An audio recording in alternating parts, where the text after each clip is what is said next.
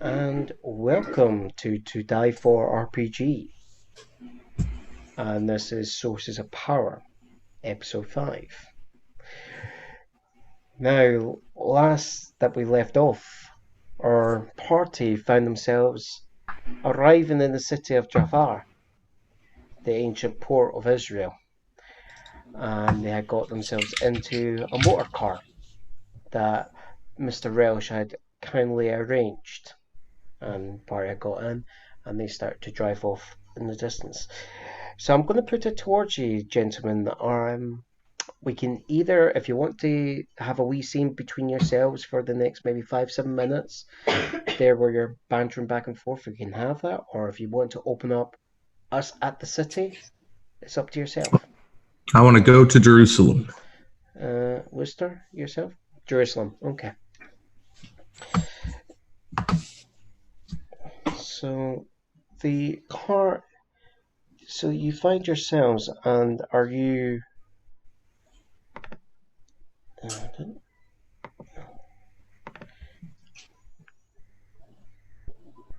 that one. So the car's driving, and it slowly comes through in the valley and comes around past the hills, and out in front of you is the city laid bare. What's immediate in front of you is the more modern city that's built up over the centuries. But off in the distance, you can see up on the hills the ancient walled city of the old city, the city of David and Solomon. There, the city of legend that's in front of you.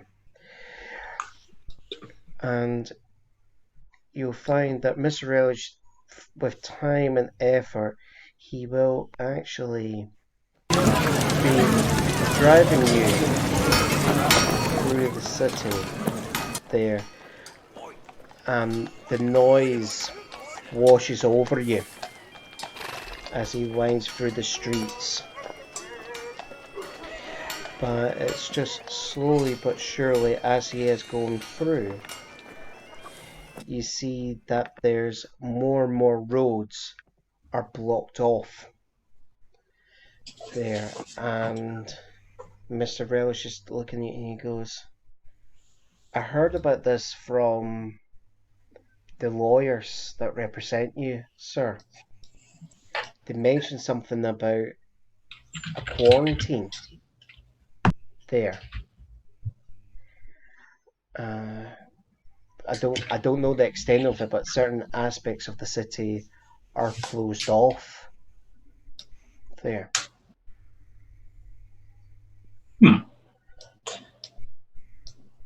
Well, that is not unusual when disease strikes a state. But this day and age, you would think they would have more doctors at hand. Well, none of our concern, really. Yeah, it seems quite serious. The lawyers in question, they did advise that if we were to pop over to their location, they might be able to give us a better idea of the situation there. And depending on, because all I told them was that you plan to come inside, I didn't actually get into where in the city. So they didn't give me a full breakdown of how bad the situation was, sir. I do apologise about that. Yeah, well, try and get us this meeting. Yes, they did give me their location. We should be. I recognise this. Recognise the street from their description. We should be coming up to them soon, sir. And it just takes a few more minutes. He takes a left, takes a right, weaving in and out through the crowd. As I said, the chatter, and then hustle and bustle. But it's as you're looking through some side streets, you do see certain sections. There is checkpoints with soldiers line it and turning people back.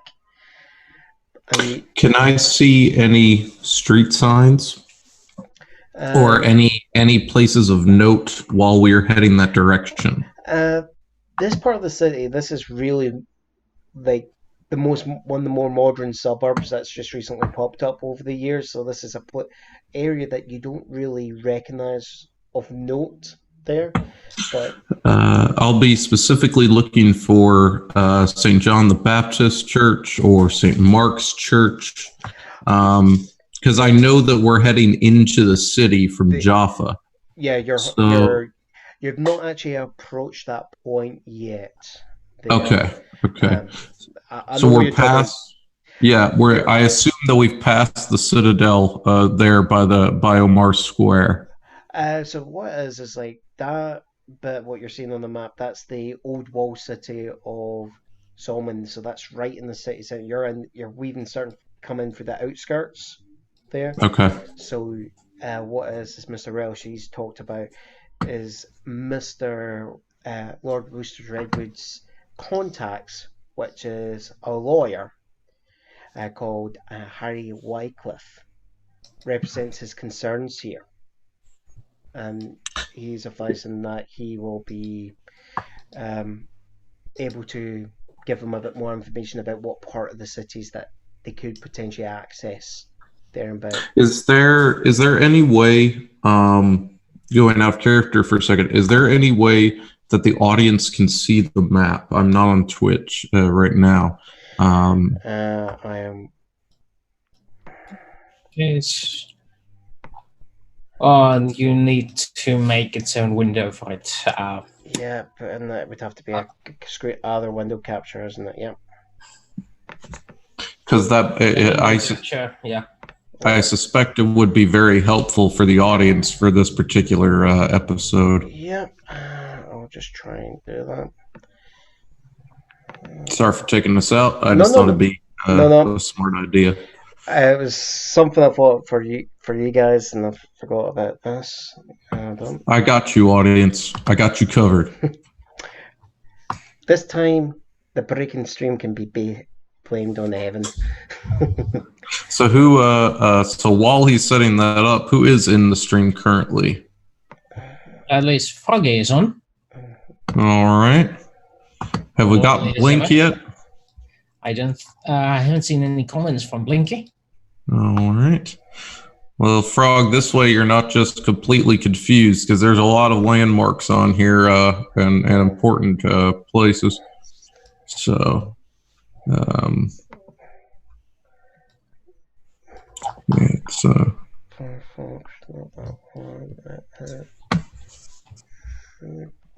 that one.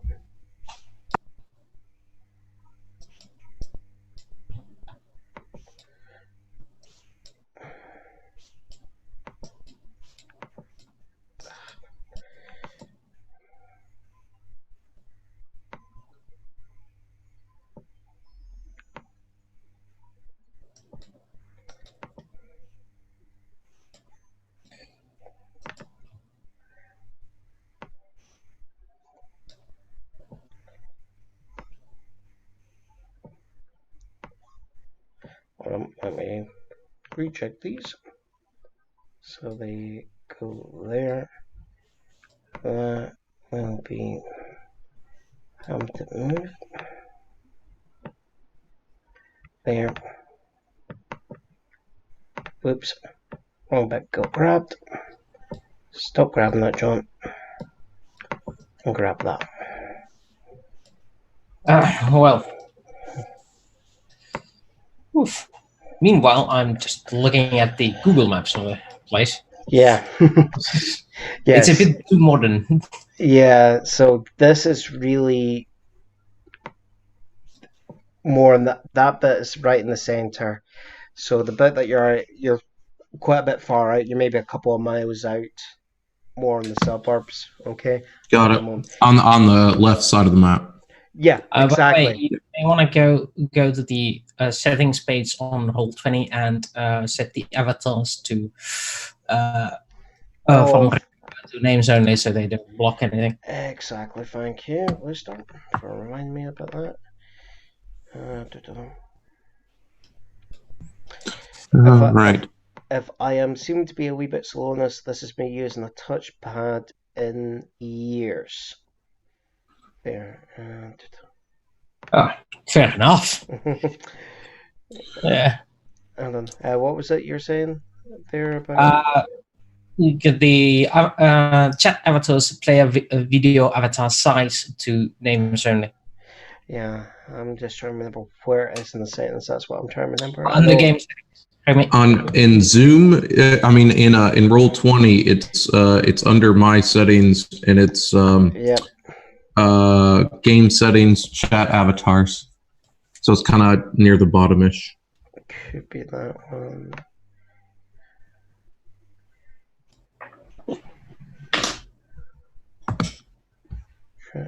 There's a huge title called Game Settings in the middle.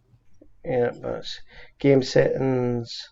And then there's chat avatars right below it. Names over. Yeah. Sorry, I couldn't see the wood for the trees. Well, there was some redwood in the way. And there aren't a whole lot of trees around. It's mostly churches. Okay. Man, you know the DM is in serious mode when he didn't take either of our bits. That was tough, man. Crap.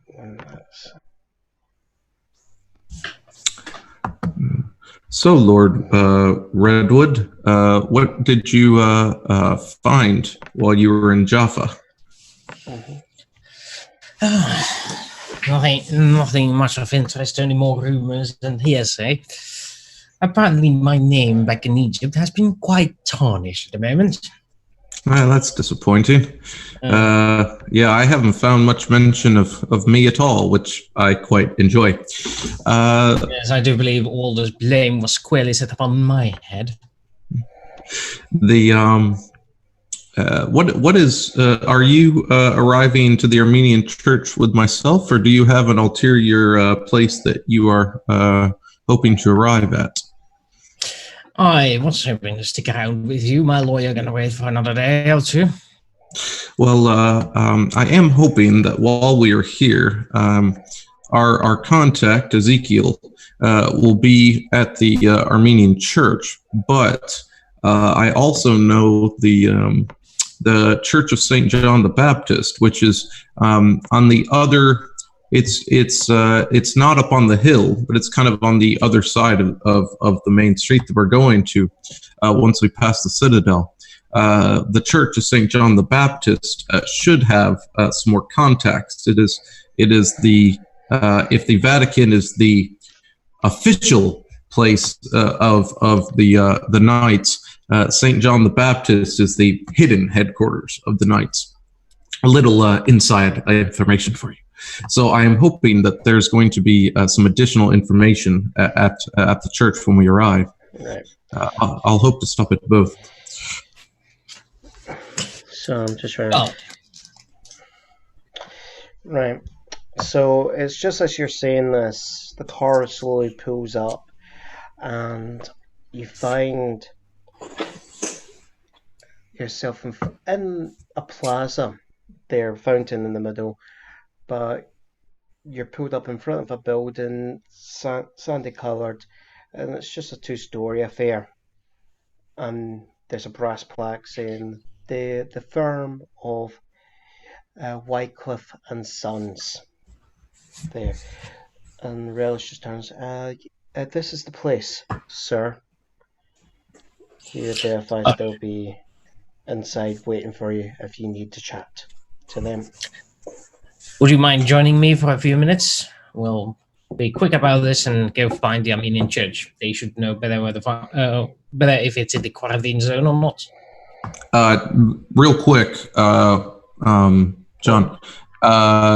This is still on the left of the map, correct? Still on the left of the map. Yeah. Yep. Just trying to get my bearings. Yeah. Okay. Back in. Yes. Sounds like a plan. We need all the information we can get after you. And Wooster gets out of the vehicle as Relish opens the door. Mm-hmm.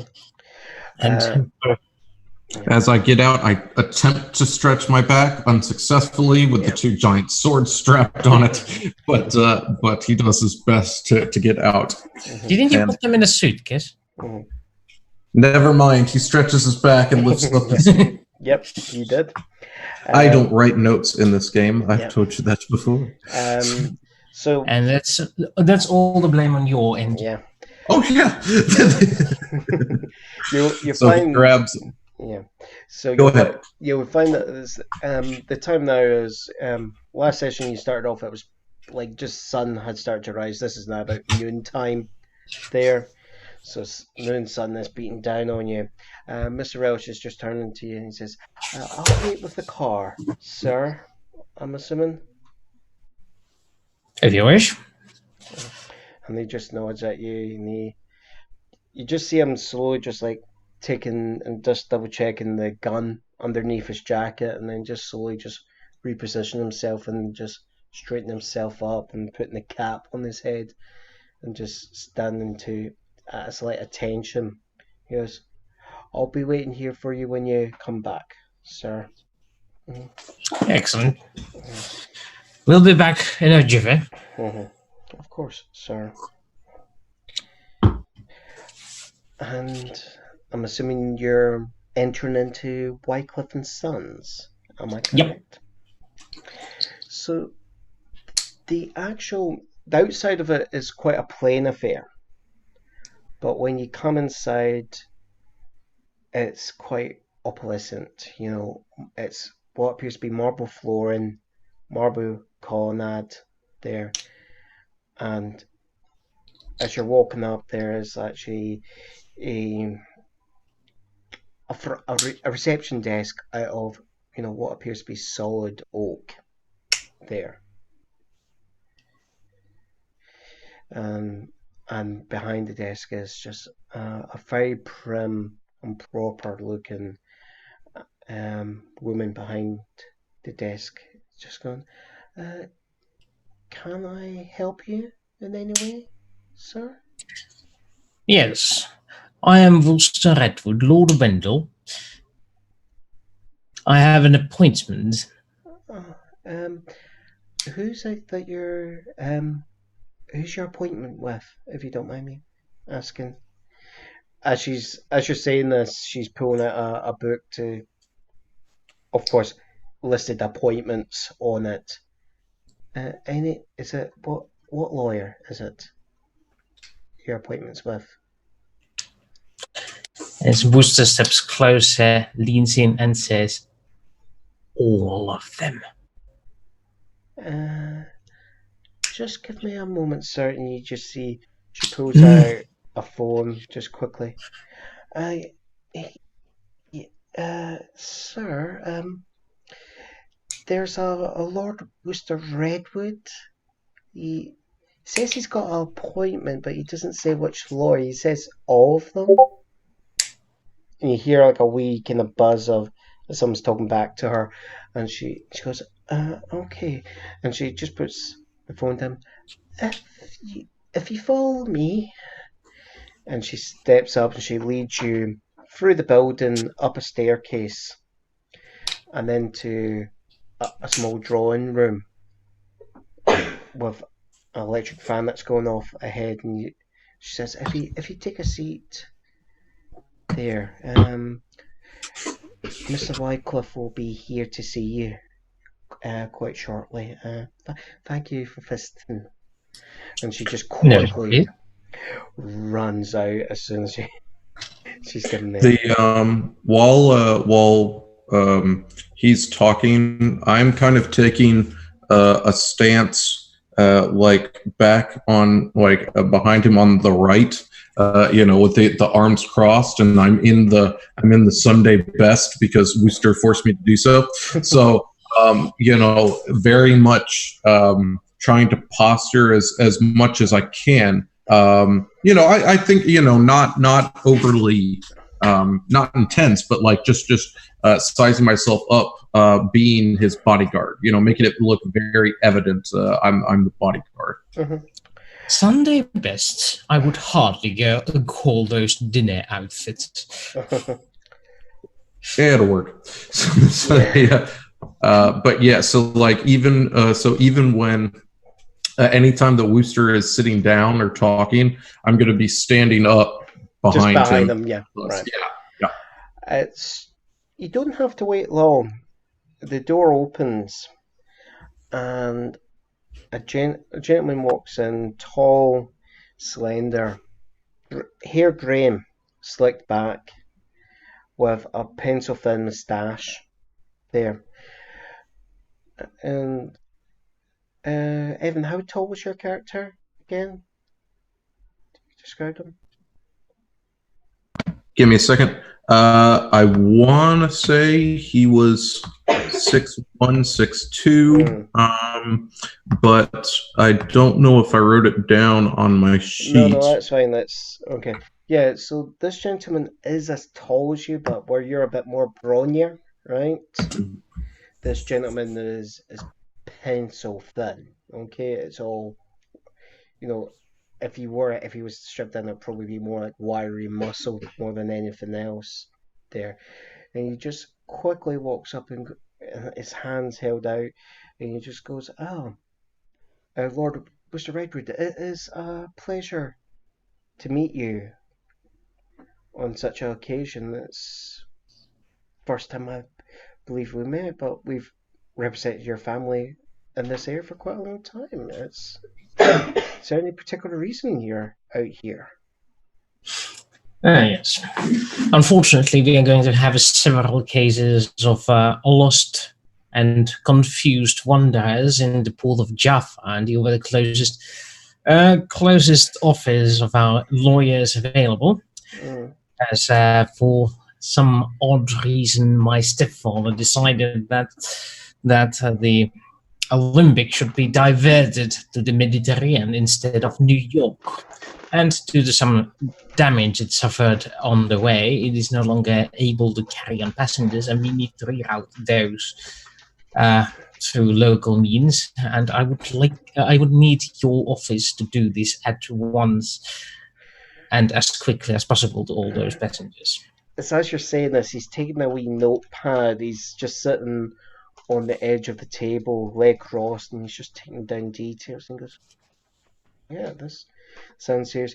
I'm assuming also you'd want the reputational damage to be kept to a minimum in the newspapers in this case. And that is exactly why I came here. Yes, that can be done there. Additionally, there's a matter of a military tribunal, but that will have to wait if they decide to do anything about it. And then again, you may want to get on that. I will give you the details soon. I don't wish to bore my guest while we're at it. I think. Is there any particular place where you think this tribunal would be expected to be held? I would expect Cairo, but likely it will be held in London. We will have to see. I have written the notes up here in my in the notebook on the way. Feel free to peruse them at your leisure and prepare for any possible trials that may arrive. But the most pressing matter is that we need a local guide. He takes it and he just quickly rifles through it. You can see he's just quickly scanning through each one. And he goes, "Cairo might be a wee bit problematic, but I think we should be able to ourselves organise it that if there was a tribunal, we can actually force a request to put it into London. We do have a specialist attached to the firm at the London branch who does specialise in military law." Yes, I do have a London lawyers bunch, but since you are the locals and you are the closest thing to Egypt my family has, I will leave this to your hands. If you require the assistance, you may find Brookville and Sons in London and contact them for additional aid.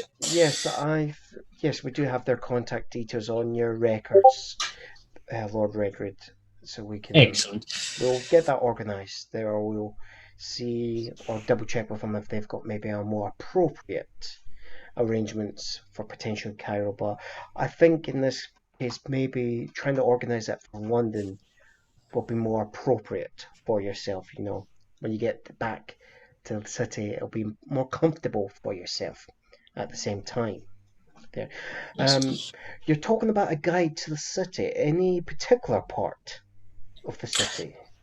The old city, preferably, but Yes, I was mentioning to your man there, certain parts of the city is in quarantine, especially the old city. might I inquire why exactly? That's the thing is, there's some sort of, I don't want to use the word plague, but more like a disease is when, like wildfire, especially closer to the old city. There's certain parts seem to be fine, but the authorities have actually closed the gates to let it just seem to let it run rampant and let it kind of die out. Within the old city? Well, that's where some of the cases, it's weird to describe. There's like elements of some of the first cases were in the old city, but there's just as many of the old suburbs around have been afflicted there. I could, if I can, he's just written down, he hands you a card and he says, "This is a hotel that I can recommend to yourself. I can make inquiries if your business is in the old city. I can make inquiries into getting you past the quarantine, but it might take a few hours to see what's going to be needed." It is imperative. That does explain why Henry wanted so much help in such an urgent time. Well, let me know as soon as you can. We'll be getting to the hotel and getting some more appropriate attire for the weather. Of course. Can you recommend a tailor?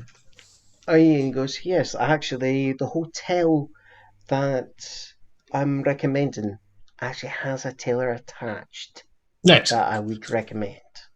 Sir. Excellent. Thank you. And I bend down to his ear and I whisper, "Your stepfather."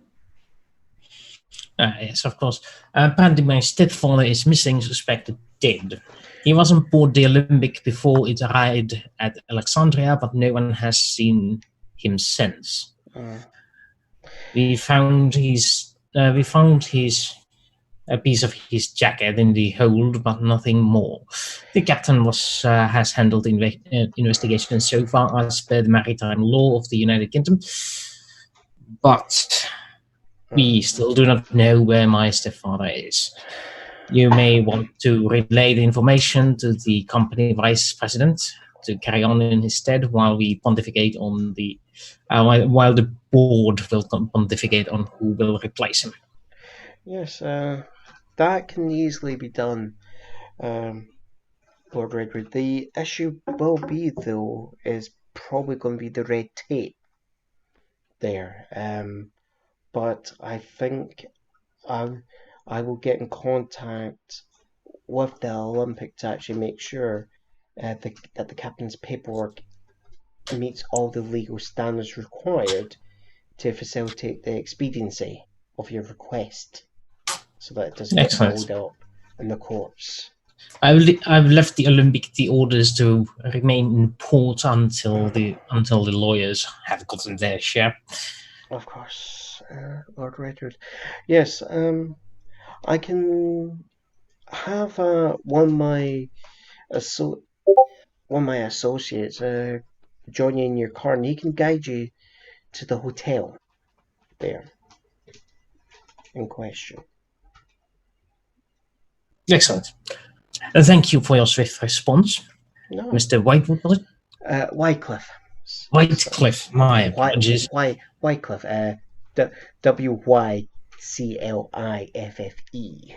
there. Ah. Wycliffe. My apologies, the sand must have gotten into my ears. Of course. You're excellent. You're worship. And he just stands up, walks to the door, opens it, bows and puts his hand out. there. And Mr. Worcester shakes the hand on his way out. Thank you for your service. It has been a pleasure to meet you finally. Of course. I shake his hand as I walk behind him, but I don't say anything. What you find is when you shake his hand, the grip is very firm when you do it. But the door, it's short. It's not like the stupid like macho gripping it till someone's hands crush. It's just a very firm shake, but short, same amount of time. So what's in the note he left in my palm? So he's given you. So the card that he handed is the name of the hotel, right, and the street name. Fair, but he's also 1 year walking down the stairs. You actually find a actual very immaculately tailored younger gentleman, and he's just going, I do apologize. Are you Lord Redwood there? Yes, that would be I. Yes. I am Associate Jenkins. The partner. He's requested that I guide you to the hotel, sir. This way, please. The motor is waiting outside, and you may guide Mr. Relish to our destination. Of course, sir. And it's not just his stammer. It's like all his mannerisms. It's just, it's like nervous and looks like a wee jumpy guy, and he leads you back into the car. Relish drives the car through the city, but it's quite perfunctory. Despite the stammer, he gives clear enough instructions. It just takes up maybe a wee bit of time, as he has Relish drive a wee bit slower so that he can get time to actually give the instructions there. But he eventually leads you to the hotel, and it's as you're stepping in, it's like the the actual bellhop. It seems to actually be awaiting your presence there. It's like somebody called him ahead. Exactly there, and it's like without you even saying what you're there for, you're whisked right in there, and you're taken to the penthouse suite of the hotel. And I am assuming the tailor is waiting for us inside. Exactly. And then he gets that organized. A couple hours pass by, and it's just as the dinner's getting served there. There's a call on the phone there. Mr. Relish picks it up and he goes, okay. And he goes, my lord, that is Mr. Wycliffe on the phone for yourself. Sir, do you want to take the phone, or do you want me to take the details for you? Oh, yes, please. Do so. I'm assuming take down the details for you. Yes. Yeah. So he goes, yes, I can take down the details, sir. And you just see him like writing down on a piece of paper. And he goes, okay. I'll relay the information to his lordship. Thank you, sir. And he puts down the phone. He goes, he advises me that they've been able to arrange an escort into the city, but the issue is when we get in through the gates, we're by ourselves. That is why we have you two. The guards are not wanting to get past the gates. There's nothing. He tried to organize an honor guard, but the garrison commander was not having it there. At this point, is it just the three of us, or are there still like servants around that are doing dinner and tailor and whatnot? There's a few people around. Most of them, for a second, they kind of look up, but it's the traditional servant and hotel staff role the second they realize, hold on, I shouldn't be listening to this. Yep. When he begins to look for the servants, Worcester picks it up and goes out. Once I see that everybody's gone, I look at the two and I say, actually, I think this would be a good arrangement, especially now that I'm in Jerusalem. Knights of the Cross are very loved and very hated at the same time. And it's very difficult, it can be, especially during a quarantine, to get around. I think that this arrangement of my serving security detail, if it's beneficial to you, may serve beneficial to both of us. And I think it would be a good idea to serve in that capacity for our stint here. Mm-hmm. The other thing they said, my lord, is when it comes to the car, we're not allowed to take the car into the city. It will have to be on foot. As far as I know about the city, there's no place for the motorcar to begin with. They said the major roads could be driven on, but the guard says it's no state. There's bodies on it. Let us hope that the tailor provides us with the local garments we asked for. We don't stand out that much. As much as I hate wearing such civilian outfits. So this is what I'm wanting to clarify there. So Relish relays the remaining information. The guards in question, they will be willing to turn a blind eye to you entering the old city in the morning. Yeah. It's between 8 and 9, okay? And basically, despite Wycliffe, he's not been able to confirm. He's been able to get you in, but you getting out is off your own arrangement there. Yep. Once we're in there on our own. And then for the sake of our wonderful audience, because I've gotten this question before, because it can seem like my character goes from extremely independent to extremely kind of subservient, and it's like, where is the transition? Mm-hmm. So this is my high concept, my biggest component of my character is blindly loyal fighter of a secret order.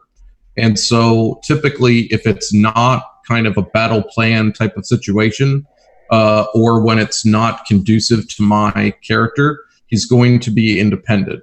But if it's in some kind of plan-based scenario or where he needs to be kind of militant, he's going to be extremely militant. So if those that are watching are getting confused today because I'm shifting back into that role, that's why I clarified that one other time, but I just wanted to make sure that that was clear. So you may see less independence. I just wanted to make it sure because I had some questions about that before going back in. So yeah, I just kind of listened to Worcester and Relish then. Yeah.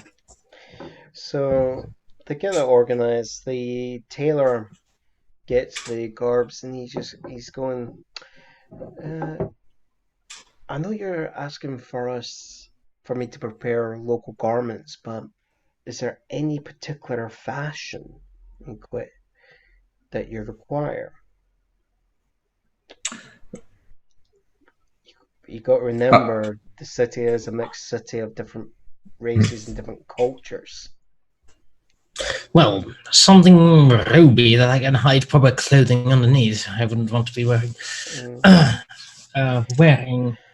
Are you? I asked him. I say, are you familiar with the Church of St. John and the neighborhood and surrounding area? And he goes. He just goes. I myself don't really go into the old city, not so much.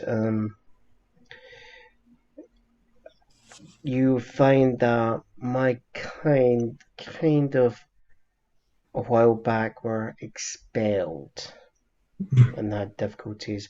And it's as you're saying that, you see that he's got a wee star David there. For his throat. I say, understood. One black business suit with accompanying cap, please. He goes, okay. If you're going with that, I might as well dress up. And then I specify it. I say the northern American style cap, not the top hat or the like kind of a newsies hat, but business like. That sounds highly irregular, but let us go with the American style. Well, a cap that the 1920s American would wear as opposed to the 1920s British would wear. So not the Peaky Blinders cap then, okay. Yeah. That's what I'm saying. More prohibition.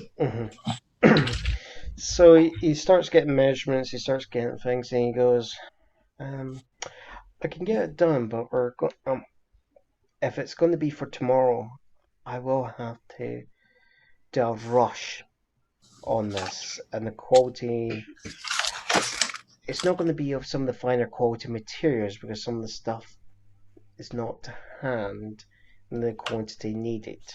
That's all I'll be warning you. It'll still be serviceable. Well, I suppose we'll have to make do since we're in a hurry. I'll see what we can do. I'd just rather make you aware of that. There. Understood. Have another set made underway with a better quality when we are arriving. But I'll have a set of 3 sets of tails with a white coat, a white shirt, and a top hat. And he's of course he's getting that all noted down. And goes, and he takes all his material and all this, and he goes, "I'll have the preliminary clothing for you in the morning." There. One final request, sir. Do you have access to metalware? In what regards, sir? Well, I would like some underclothing, perhaps of a chain or a leather variety. He is looking for protective garments. Are we talking about like either jerkin, like I do not do chain, but I have done a leather jerkin for some individuals who were interested in fencing. I would like one leather jerkin, please. I think you may be in luck. There was a few gentlemen that had placed an order, but the unfortunate gentleman passed away without resolving the sale.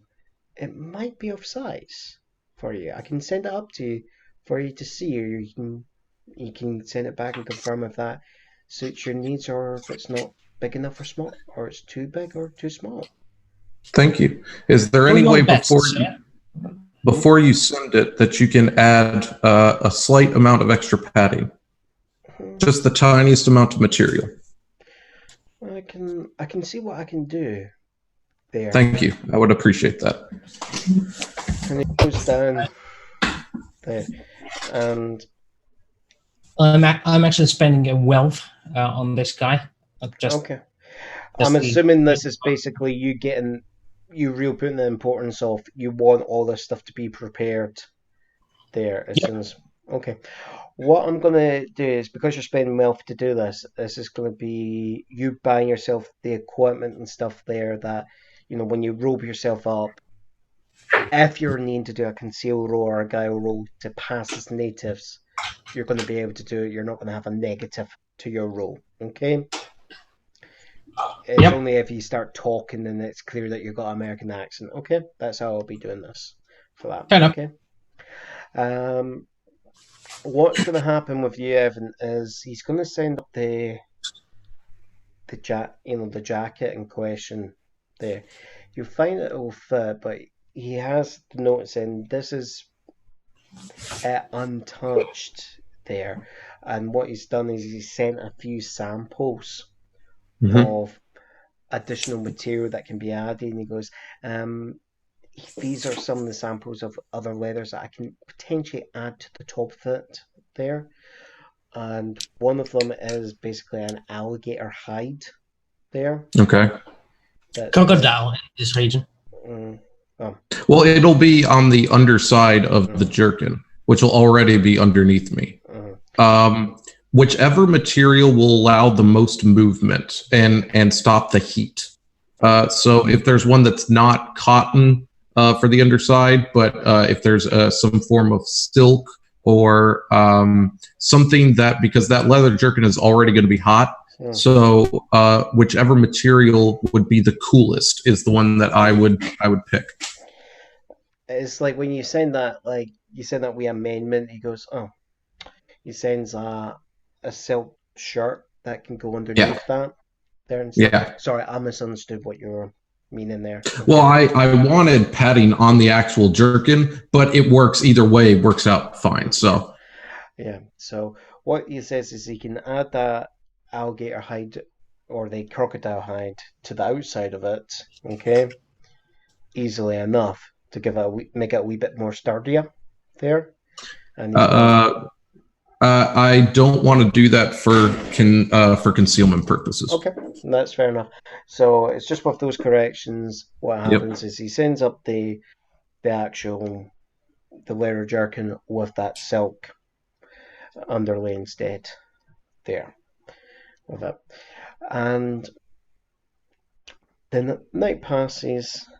There, Relish spends a good part of the night just keeping watch there out of habit, and then I take a watch kind of after midnight so that Relish can get some sleep because we know that he'll have to navigate things even just by foot.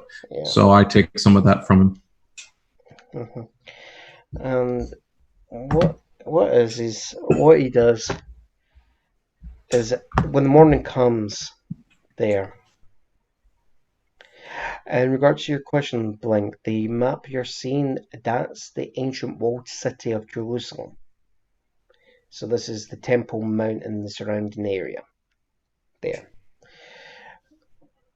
Wailing Wall and all that. We're currently off the map on the left side with going to this map here in just a few moments. Yeah. Yes. So what happens is, based on the plans and what's going on, is you get into the car, you get yourself roped up and all that into the car, and you're getting into the car. Another gentleman joins you from the hotel. He's going to be the valet. He will go with you, and when you park, he will be then driving the car back to the garage there. So it's not so the car's not just abandoned in the middle of the city for yourself there. So you drive through the city again, and you come to the gates, the Jaffa City Gate, Jaffa Gate there. And in front of it is a squad of soldiers there. And it's like, just as you were driving up, they were kind of paying, they looked like they were just bored, but at the same time tense there, And it's the second they see the car coming up, it's like, the couple of guys that were kind of slacking a wee bit, one of the guy nudges them and they straighten up and all this sort of stuff. And as you're getting out of the car, a soldier stands out and it's a corporal, and he goes, "Look, we have to make this quick because we're about to be relieved in the next 5 minutes, and the other guys don't know about this." Right. I give money to the bellboy we had. To take the car back to the hotel. Yeah.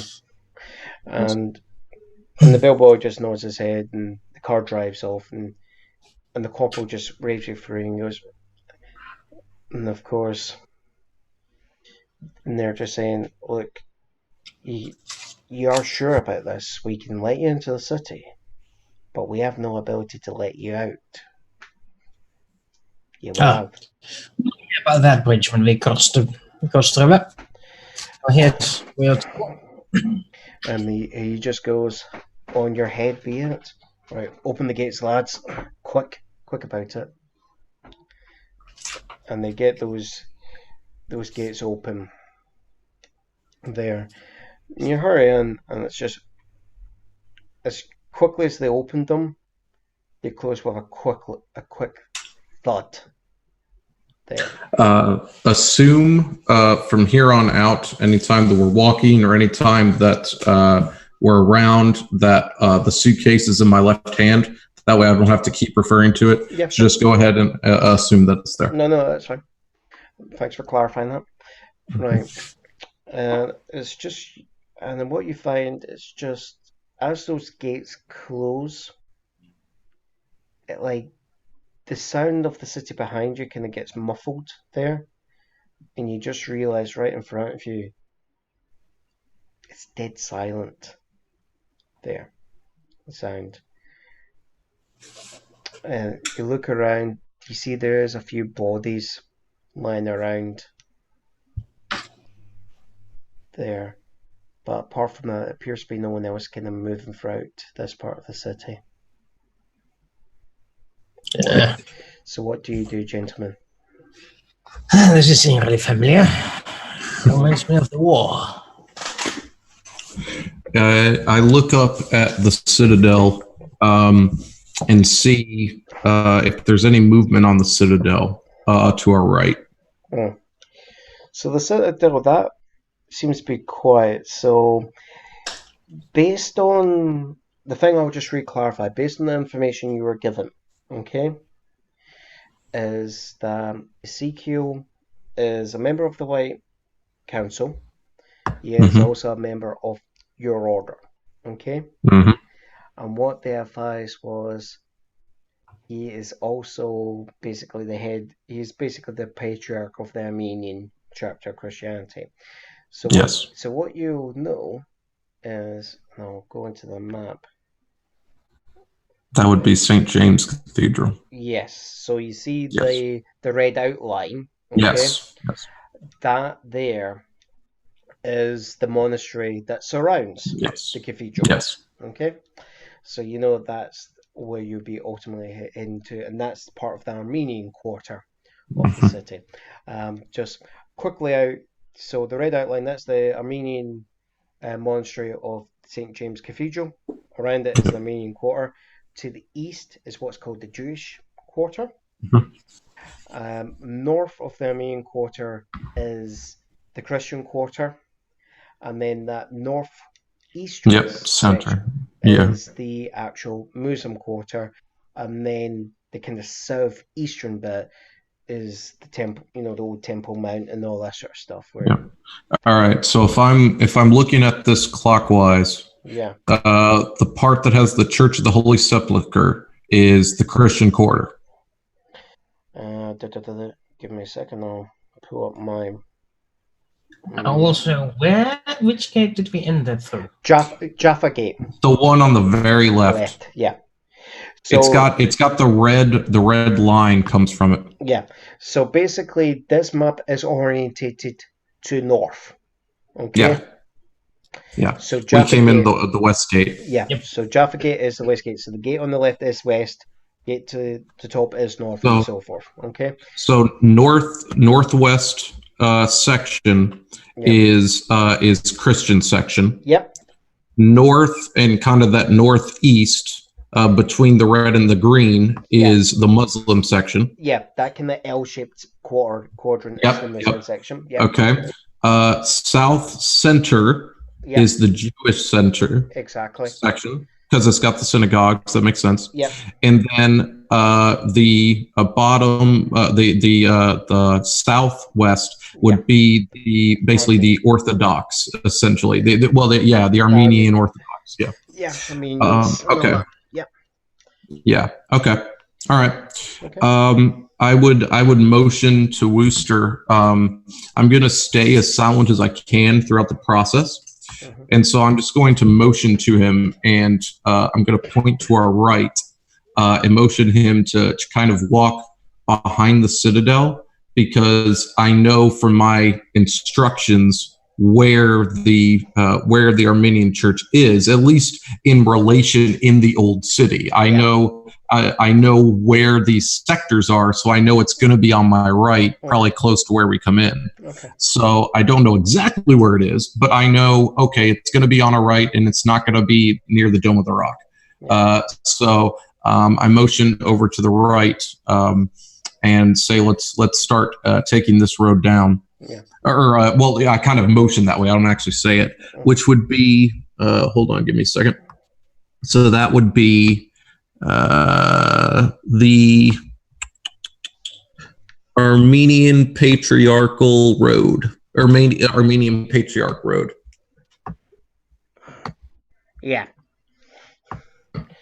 I think I'm looking at the right one. Yes. I think you're right. Yeah. But I let Wooster take point on everything, and I am literally his right hand man throughout the scene.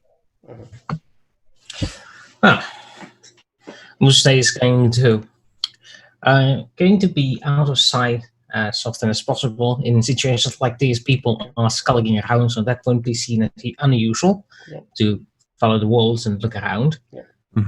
Our clothes may be a bit more pristine than people here, but it should be dark enough for them not to notice. Yeah. No, I'll try and follow the citadel as far as I can, and then go through the buildings in the old city towards the St. James Cathedral, which we should see as soon as we get around the citadel. Can I have you gentlemen, it's just one of you there, roll me a guile roll. You would be in front, so that would be you. I just love that delegation, Evan. Well, no, I mean, like, if it's guile, if it's trying to do something sneaky or something, that would be the person in front. Alright, okay.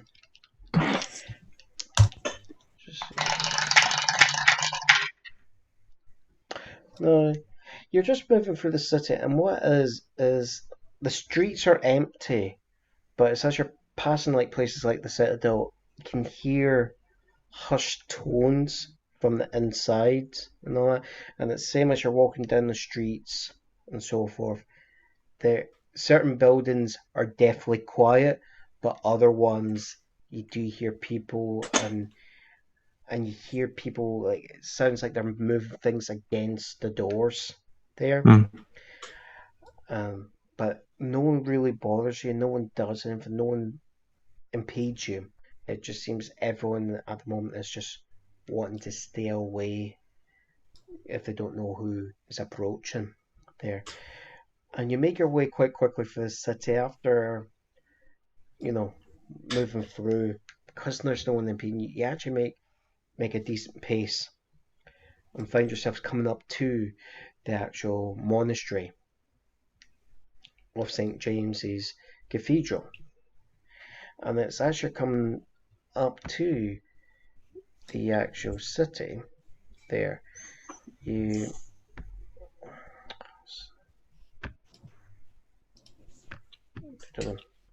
no, not up to the city, up to the monastery, I should be saying there.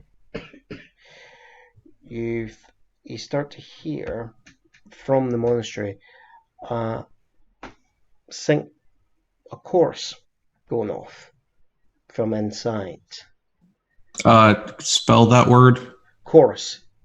So CHORUS. Yeah. So you're hearing. Okay, thank you. Yeah. Got it. So you're hearing a chorus of song of praise and request for protection there. And you walk up to the gates, and the gates are actually closed there. Is there anybody around?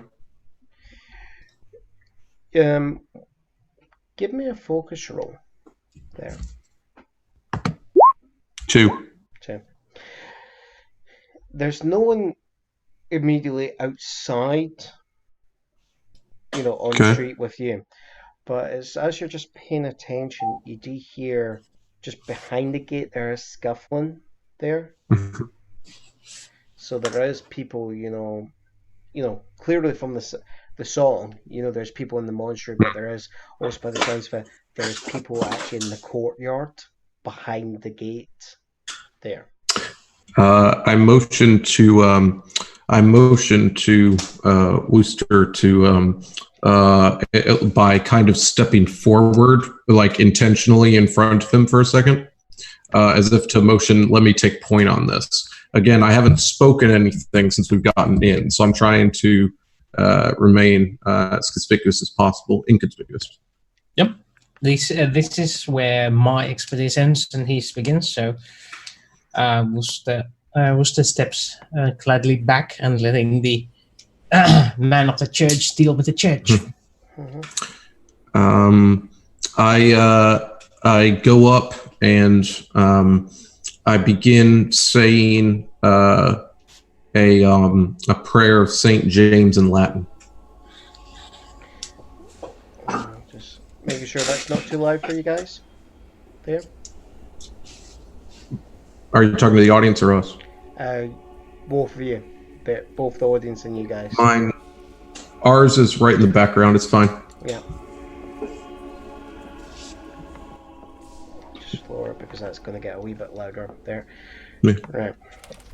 Just to get a wee bit of ambience there. So, as you're saying those prayers and you start singing there, you hear the scuffling kind of stop, and you see a grate slowly open,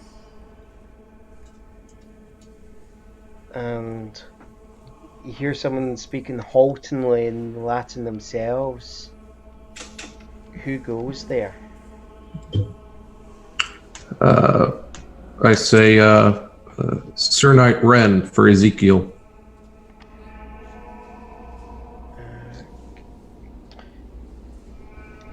And you just see, you hear a pause in that guy's voice, and he goes, "Sir Knight?"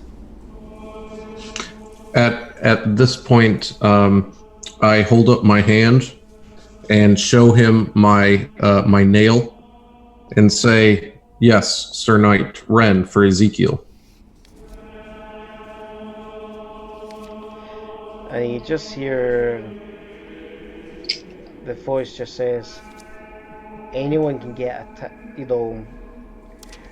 it's based in Latin, but there's going to be some words that don't translate because because he doesn't know, and you hear, it's like, so most of it comes back, but it's just the one word that comes back is tattoo in English, because the guy doesn't know it in Latin. But he goes, anyone can have a tattoo of a nail. That's not proof of who you are.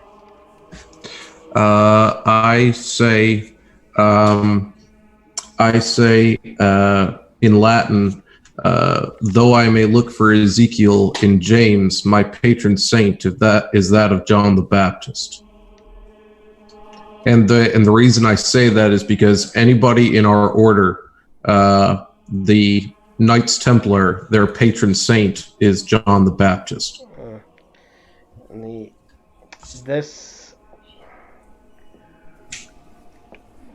And he goes, anyone can say, and this guy just replies, anyone can say catechisms there. You claim to be a knight, but a true knight carries the weapon of his profession. That is the true signage of a knight. I put this now he is behind the gate, correct? Yes. Okay, so he's got like a little porthole that he's looking. Yeah. Okay. Is it? But I've only seen the one individual, right? Mm-hmm. Okay. So I set the suitcase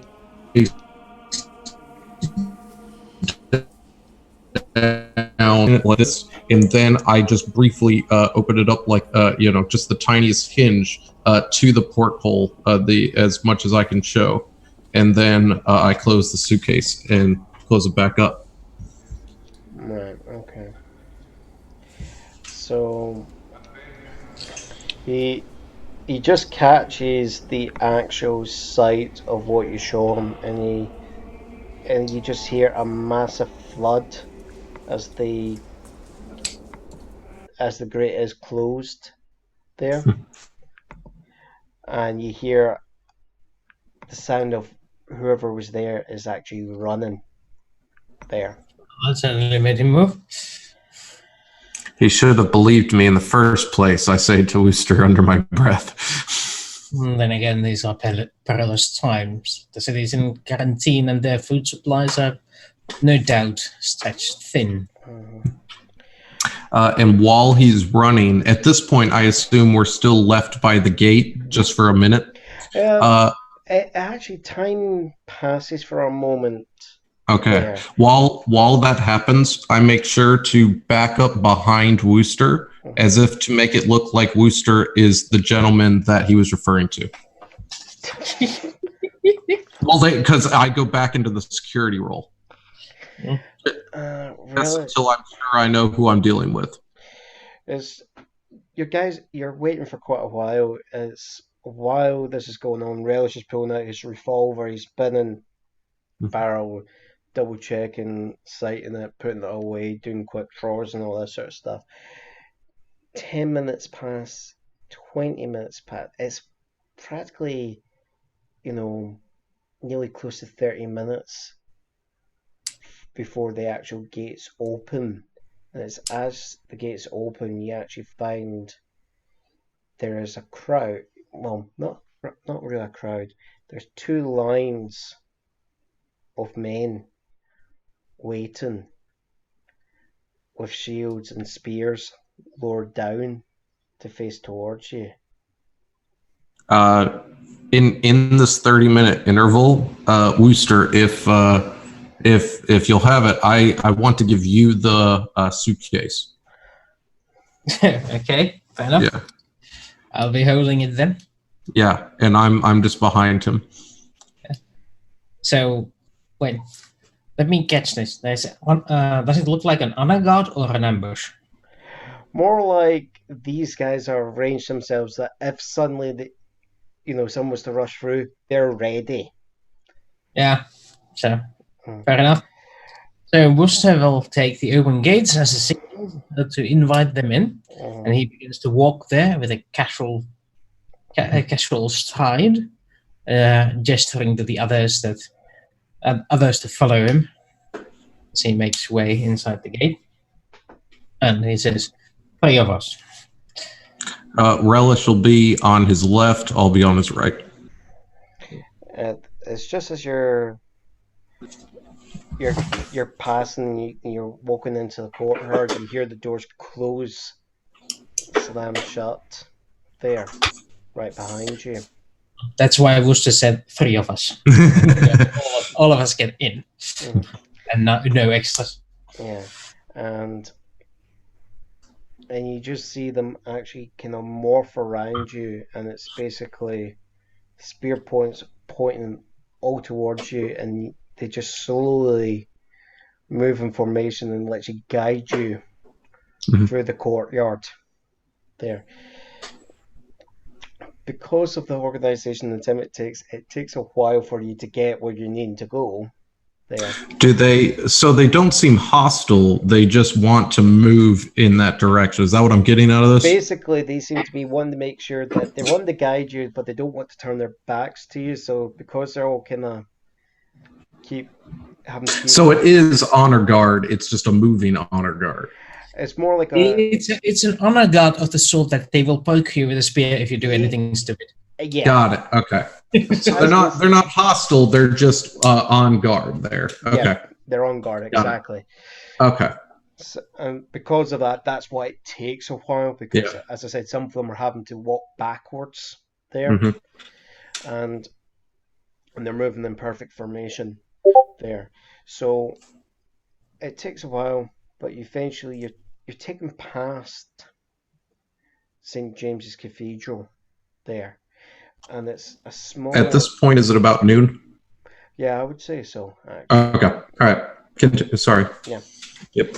It's probably more like between 11 and 12 there, but yeah, it's getting close enough. You wouldn't be able, unless you had a watch, and you wouldn't be able to tell the difference. Yeah. It's high in the sky there, and eventually, thankfully, they're.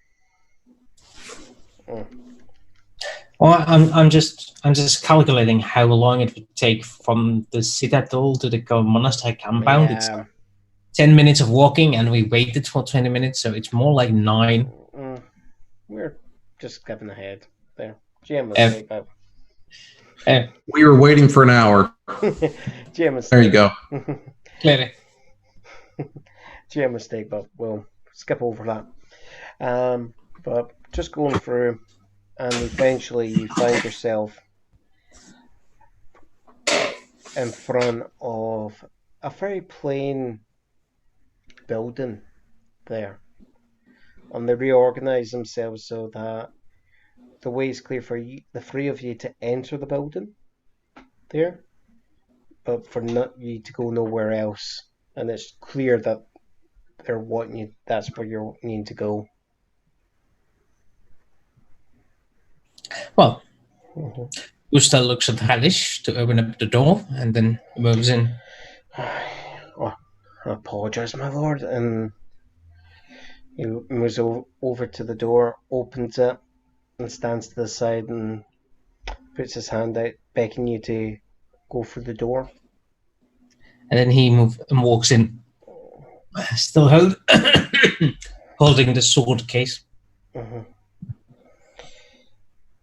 And it's as you're just walking in, you see a bent over individual there, leaning on a staff, in robes, with a very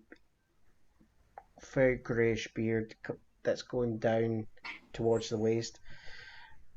And he's going, I have come across many men who claim to be a Knight of the Cross, and I can tell you are not a knight. Who are you? And yet I carry 2 swords with me. Just because you carry the swords does not make you a knight. No. I step forward and I extend my hand and I give him a Templar grip.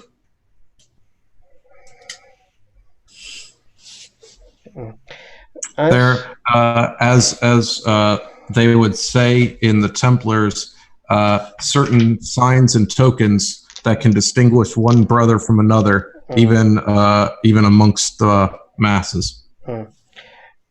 Okay. Okay.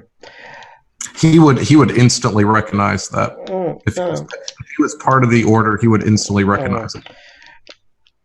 As you're putting out your hand, he's returning the grip.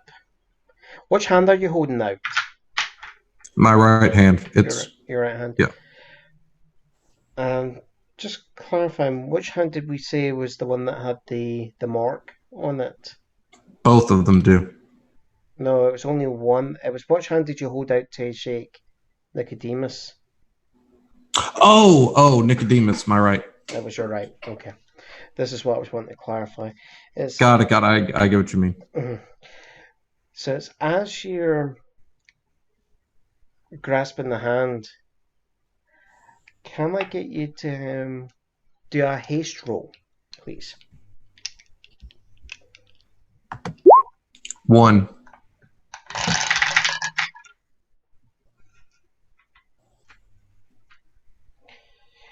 He tries to grab your hand and pull it towards him, but you do get it out.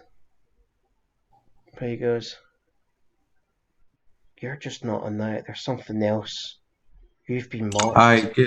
I give him my left and give him the grip again. Actually, I give him an additional pass grip. No. Your right hand. I need to see it. I hold it out, and I hold out the other one as well.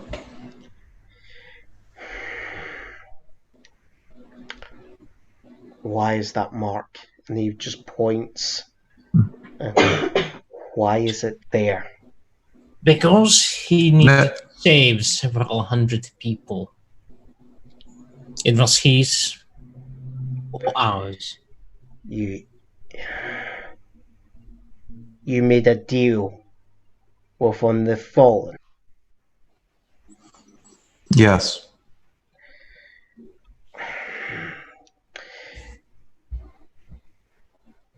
And it's just as he's saying that, the age expression that you saw on his face, and it disappears and it lightens up, they kind of hunched over, straightens up, and he goes, "You bloody foolish American." Ezekiel, a knight never leaves his charges. You don't shake the hand. I'm guessing it was Nicodemus.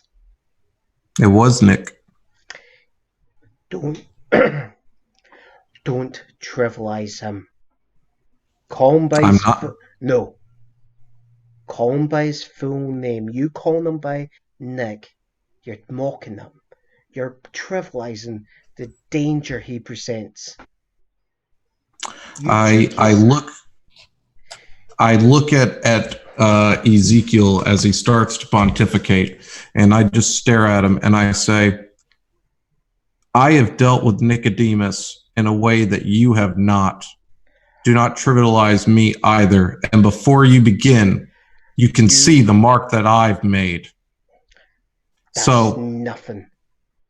You know what he had you touch? Of course, I know what he had me touch. He had you touch one of the coins. I know this. And I know what it means, Ezekiel. Everyone else in the order will try and kill you. I don't need to be lectured by you. I know what it means. What we do not know what means is this. And a golden scepter is produced and placed on the table in front of him.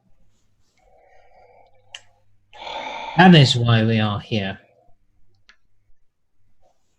I was told you knew more about this. This is what Nick wanted. I'm not a knight. I can trivialize him as much as I please. Don't. He's just gonna stalk off and goes, "Follow me." I take the scepter back and follow him. And he walks down. While he's leading, I'll be taking point. I assume Wooster will be second, and then so that makes Relish in the back. Relish fades into the background. He leads you down and into. So basically, what happens? He pulls away a tapestry, and there's a door. Leads you down, and this leads you down into a staircase. And it leads you all the way down, and he goes, he doesn't say a word, you just hear him muttering there. And it's just as he's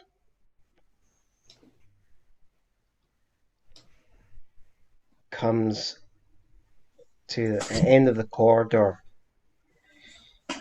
there's actually a small chest in front of you, and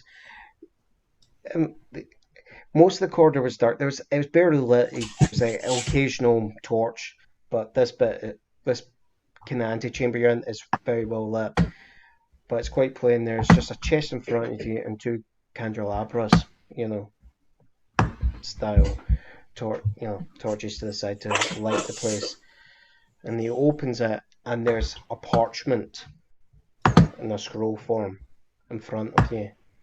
And he goes, this is the item that, one of the items linked to that scepter you presented. The issue is, I do not know where the other objects are. They have been lost.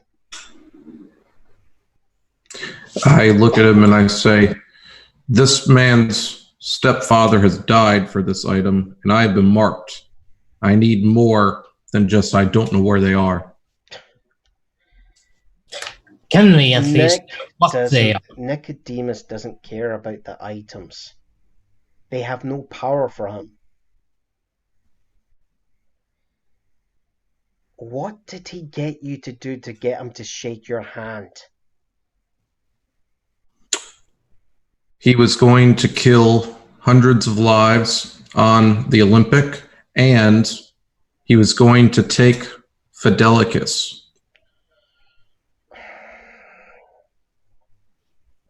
And at that point, I motion to Wooster, and I take the suitcase, and I open it, and I show Asparagus and Fidelicus, and I reach out for my sword. And it should glint or glow because it's me, at least with Asparagus. He just looks at you and he goes, you are a fool. I don't care what you think you've done.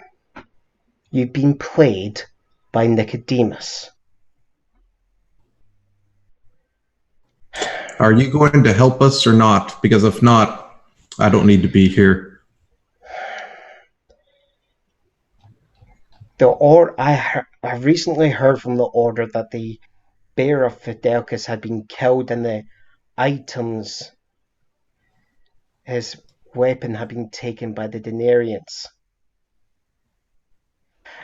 If the Order finds out that you're bearing it and carrying their mark, they're going to kill you.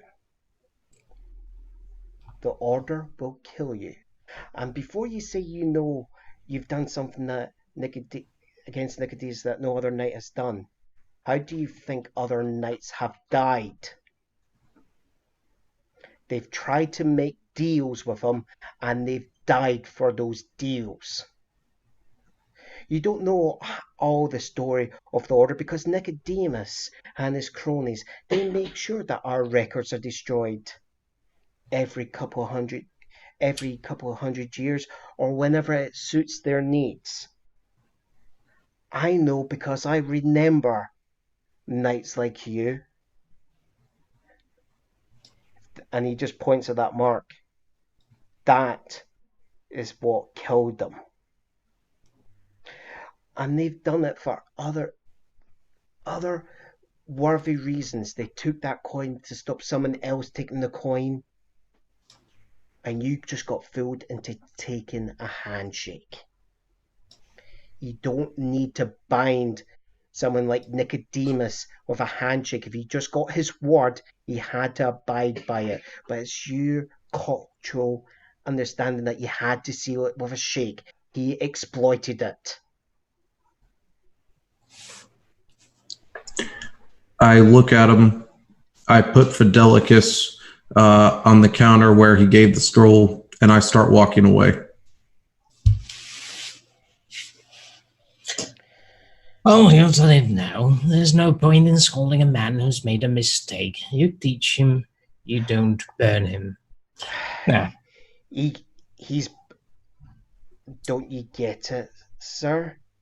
I just look at Wooster. I just call the Wooster and I say, Wooster, let's go. He's not helping us. I am trying to help you. Give me a second. And he just grabs you. And he actually just grabs your head and he looks you in the eyes. And what you see is, you see how old this man is. He's not 70 years old. He's 200 years old. You see his entire life flash by in front of your eyes. You see what he is. He's a man that's dedicated himself to fighting against evil, both as a wizard and as a Christian.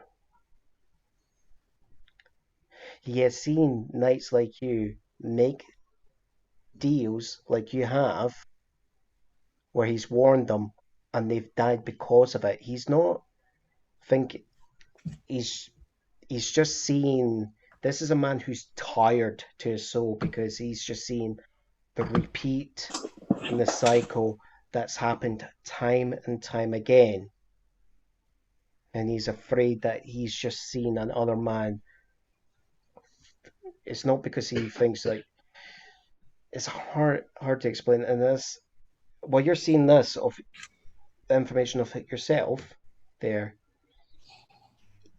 He's gasping on his end, and he goes, he's like, the orders kept too much from you. The mistake wasn't of your own making, it's the making of the brethren. They should have told you more.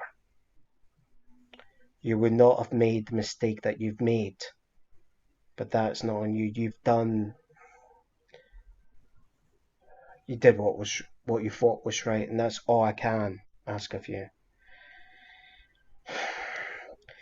The issue is, the only aid I can give you is I can give you the scroll, and I can help you get out the city. The other knight is coming. He's to retrieve Fidelicus, and whoever he finds with it, he will kill.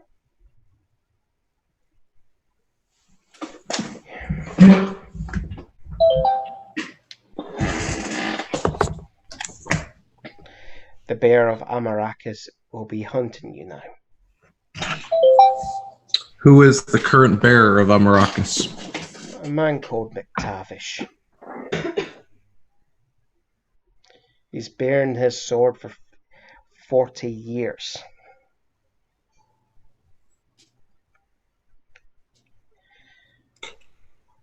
Have you ever been the bearer? I've not been the bearer. And the issue is, they believe that whoever's got the weapon is involved with the Denarians. It's going to be...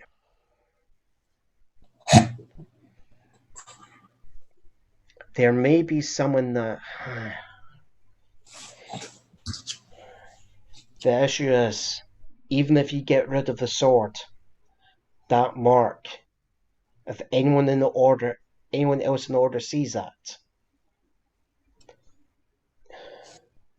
they will try and kill you.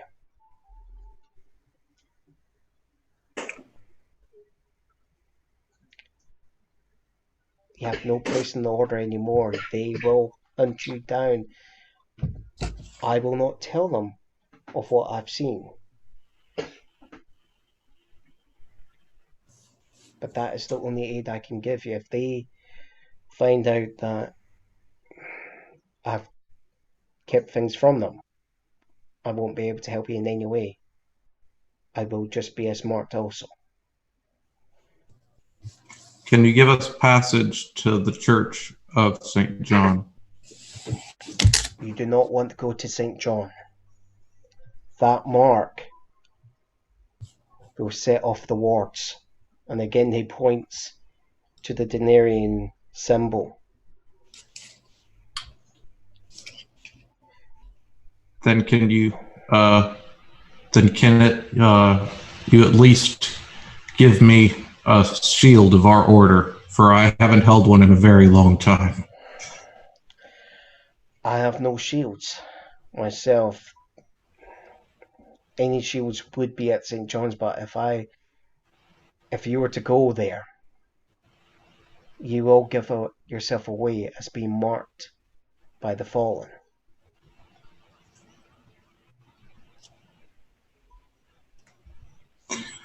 What is on the scroll? The scrolls contain the magic of Anub, a high priest of Anubis. Certain artifacts he made to help him ascend to godhood. Certain members, you could say that they were the precursors of our order, stopped him from going ahead with his ceremony. And the items got picked up and separated so that they couldn't be used together. There might be a way to find the items. There is a few magicians that create artifacts to find such items, especially when they are intrinsically linked. But such men are devious. There. The nearest individual I can think of is a guy who calls himself Rex. The last time I heard of him, he was in Rome. But you've got to be careful. He isn't of the order. He's a wizard, and the Grey Wardens of the White Council are actually the wardens of the council are tracking them because they want to question them about certain things. Do you know of any other locations of any other artifacts? The issue was most of the artifacts at some point were in the city there. But with the Crusades, they got scattered to the winds. Would you know of any from London? He just goes and he's thinking. He just puts his hand, he looks over to Worcester and goes, "Can I look at that scepter again?" And puts his hands over it and he goes,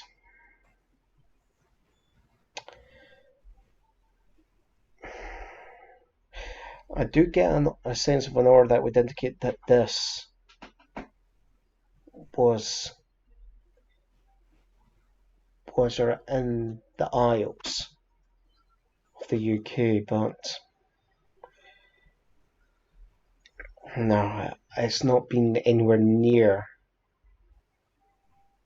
another object. They generally, when they're near to each other, they kind of echo, they resonate against each other. The echo is very faint. It's been a long time since it's been near a compatriot there." What do you make of my companion? Somehow his family and he have found themselves in this war against Nicodemus, which is very interesting for a man not of faith. And I make a knowing look over at Ezekiel. Some of these artifacts were in, as I said, some of the, you could, as I said, that the men who faced off against this priest weren't of the order, but the order that you know about, kind of gained root from the idea of what they did.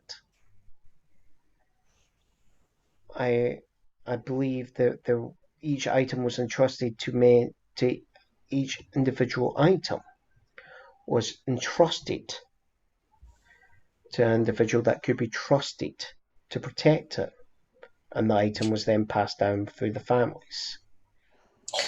I do have a question. Of What course. is the range of this connection? Like, is it 1,000 miles of places? For the ritual to work, It's close proximity. Oh, I mean for the association of the artifacts to each other. You just goes. I think my area of expertise isn't into such objects. I found this object entrusted to me when an old friend of mine died, and he couldn't pass it on to any heirs. So is your scroll an object as well? Yes. So this is one of the objects here. What does it say? You don't want to know what it says. I understand that all too well. So that means we know where 2 of the objects are. How many others are there? From what I've heard of the stories and what my friend told me, there was 5 objects. A scepter, this scroll, an ankh, a mask. There, and he's just going, what was that? A dagger? No, it wasn't that. He just goes, the memory... No. The memory is past me for the moment. But there was 5 objects. There. Well, can you... you've provided much, even if we may have quarreled at the beginning. You may not approve of my methods, but I hope that we can at least solve this crisis before my time is due, for I know I'm a marked man. Will you provide me at least a glove on our way out of the city? He just goes, as I said, it's not Nicodemus himself doesn't need these items. Someone else is looking for them. Does a man named Himmler tell you anything? He may go by Himmler. Bloody necromancer, that makes more sense. What does he need the items for? These are objects that are related to Anubis, the god of the dead. These are necromantic sources of power. If he can control them, he can just become a god. He almost got the first one, and he's portaled somewhere that I don't know where to go to find him. I almost was able to track him. The portal closed right before my eyes. You do not want to go through portals if you don't have the means of making them yourself. How does one make a portal? There's a few ways. Either there's places, and it depends on the person. Some wizards like myself, if we know how to do it, can make a portal anywhere. But the issue is we have to have knowledge of how the place that we're in would relate to the place that we're intending on going. It's not a direct correlation. It's a magic that requires a lot of experience. Would one be able to make a portal from this location to another location on Earth? Like from here to London? No. What you're doing is you're creating a portal to a place called the Never Never, another realm of existence. If you know how and you have knowledge, you can create a portal, and you might only have to walk 5 feet, open another portal, and you've travelled thousands of miles. Curious. But it's highly subjective. Yes, one I do suppose one needs plenty of study to figure out how that works. It's not just even study. It's there's some peculiarities. Just because you learn some stuff from one person, you might find that you're not able to use it yourself. There's a lot of different rules to this. It's not an easy one to work out sometimes. And also over time, based on what happens to a location, you could open a portal at the same point and find that it takes you to somewhere else completely because things have changed over time. Intriguing. Are there any other members of the White Council or even the Senior Council that can assist us in tracking these down to prevent this calamity?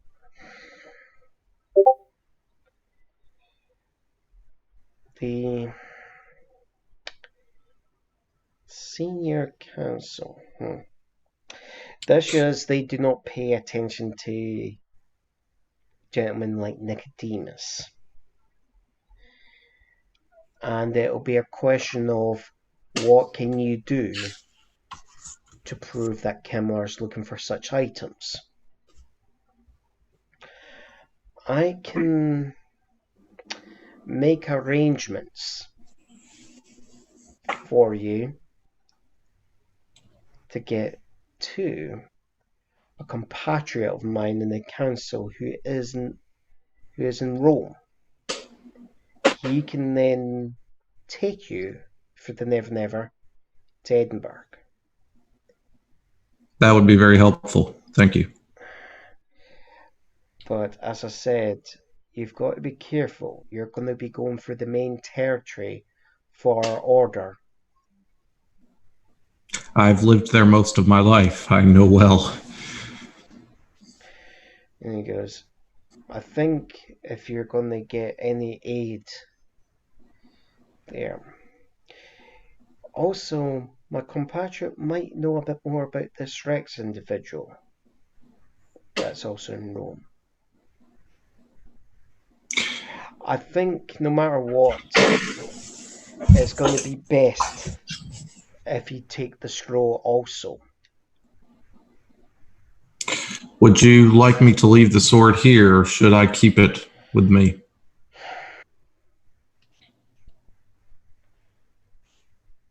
I can give me the sword, and I can start working a way out to get it back into the Order's hands.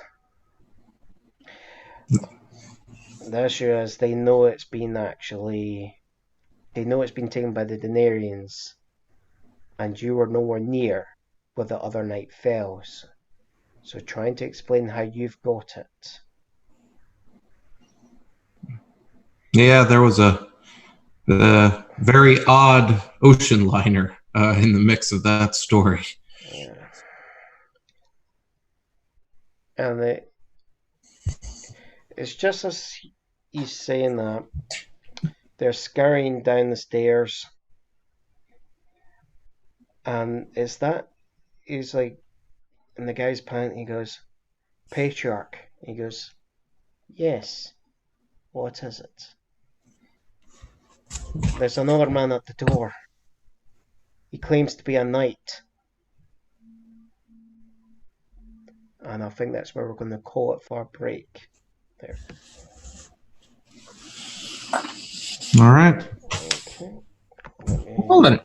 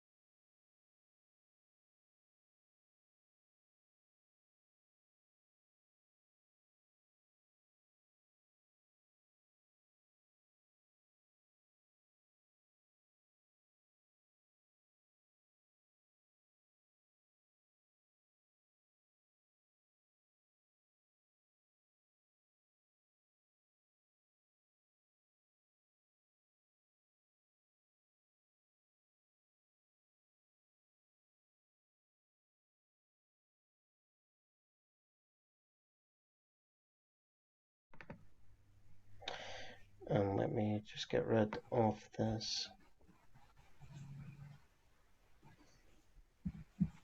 Okay, this one. I can delete. And this one.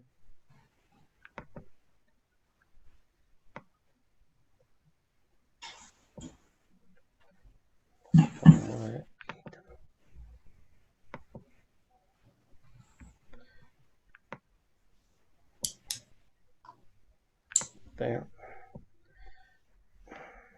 Oh, they're on. Yep. Marvelous. And I'll just quickly reorganize this. There.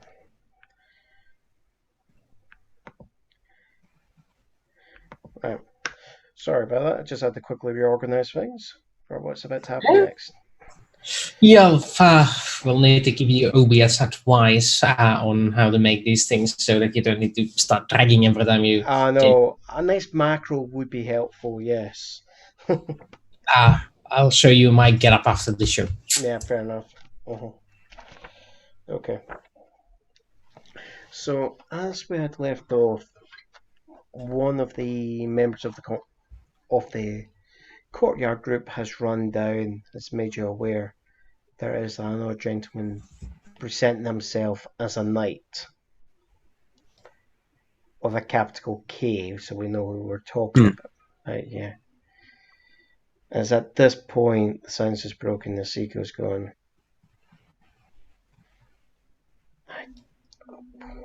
McTavish here?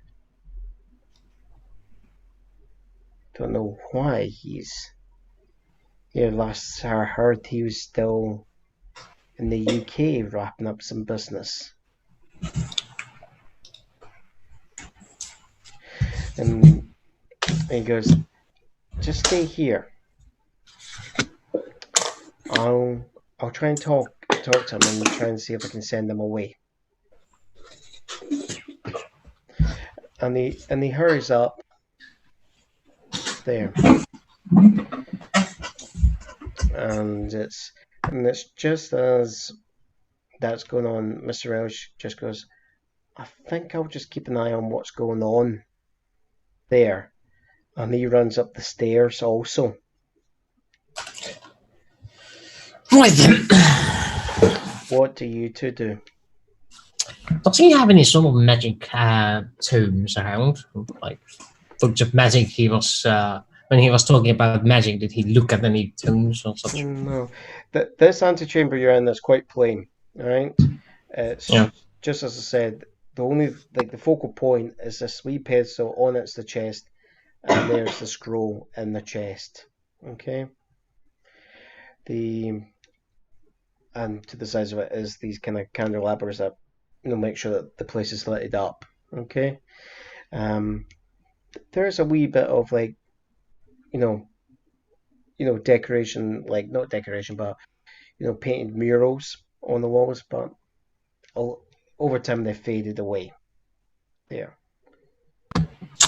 I am feeling around the walls, just looking if there's any additional passageways.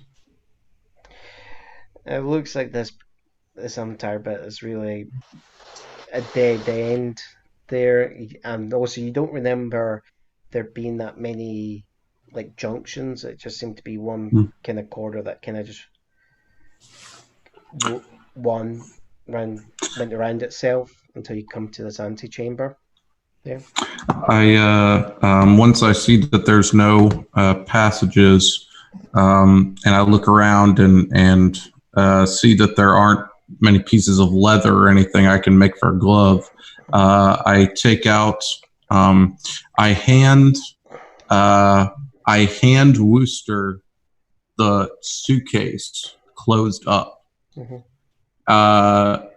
And I take Fidelicus off the table, and I say, "Hold on to this." And I put asparagus holstered. Yes, but we've been going with asparagus for so long. but I put it in my suit, like against my pant leg, like I used to do. So it's very comfortable for me. And I motioned for him to do the same. With the fidelity? Oh, Yeah.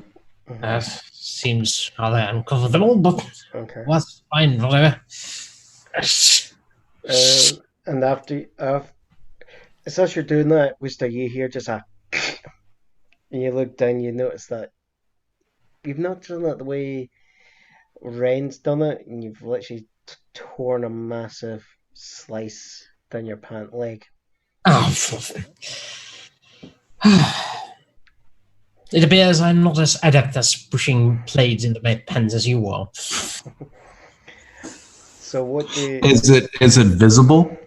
Oh, you see the glint of the candles. Okay.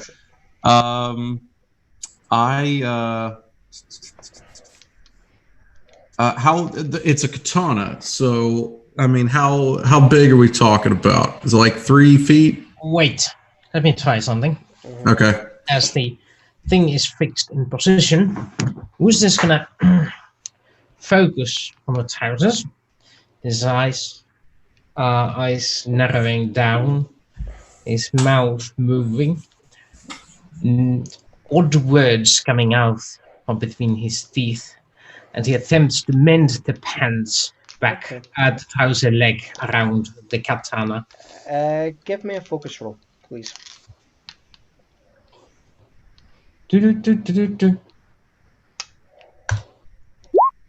That's a 1. But you also have your, if you want, you can. Yeah, I can. I'll add 2 points of stress to that. Okay. So 3. Okay. 3. Okay. Yep. So beads of sweat come pouring off down Wooster's face, but slowly but surely you see the fabric folds in on itself and weaves itself back into where it was. Exactly. Surrounding the blade. And then the last thing that I would do once I see that is I would just put my hand on his shoulder, my left hand. I guess from here on out, assume I'm going to shake and do everything with the left hand until otherwise stated. And I lay hands on him just in case he got any sort of minor wound from it, and heal him up and just make sure he's good. Oh, he's not taking any wounds there. Just annoying. It's a free action for me, so I figure I might as well. It's just a wee bit of stress there, but it will go away with the rest. So it's just as you're preparing, you just hear like a hushed tones, and you just hear Welsh kind of whispering down there, and he goes, "Right, I think we need to move. I don't think he's going to stop this guy." Well, after you, Mr. Knight. Say, Relish, where's the nearest exit? You've been scoping out this place. The only exit's the one that we came in, unfortunately, by the looks of it. And I say, Wooster, take point, but no, I'm right there when you need it. We're just gonna try our normal strategy for a second. See how much he can really sense. Fair enough. We'll try this our way. So I'm assuming then it's Wooster and Relish going back up the stairs in that case. Well, so we have a traditional triangle pattern there. Oh, that, right. Yeah. So so I've got my 1920s American outfit on, kind of in the back, looking like the bodyguard. Right, and and Relish is holding the suitcase, even though now it's empty. Okay. Right. So you're coming up the stairs. Well, the kind of staircase ramp. There, come back into the room where you originally met by CQ, and and it's like Relish. moves slowly to the door and he kind of just takes a wee peek out. He goes, yeah, he's coming closer. Ezekiel's trying to talk to him, but it looks like he's not having it. And then you just see him once and he goes, yeah, he's just struck Ezekiel. I say, Relish, open the door. Wooster, get ready to talk.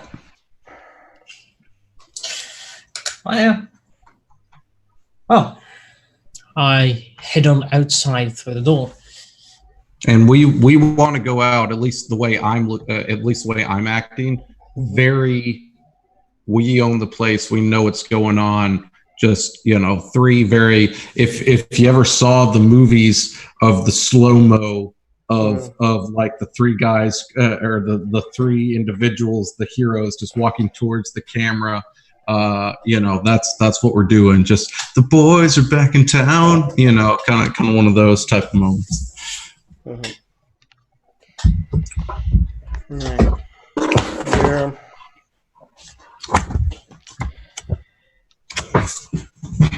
So it's like what you're coming out to is the courtyard is literally empty. It's only just Ezekiel and this older gentleman. But he's tall. He's not as tall as you. He's maybe a couple of inches shorter. But he's a much wider than the shoulders and he's brawny. He's got grey hair and that goes down into a ponytail. And he's got a scar down the side of his face. There. And he goes,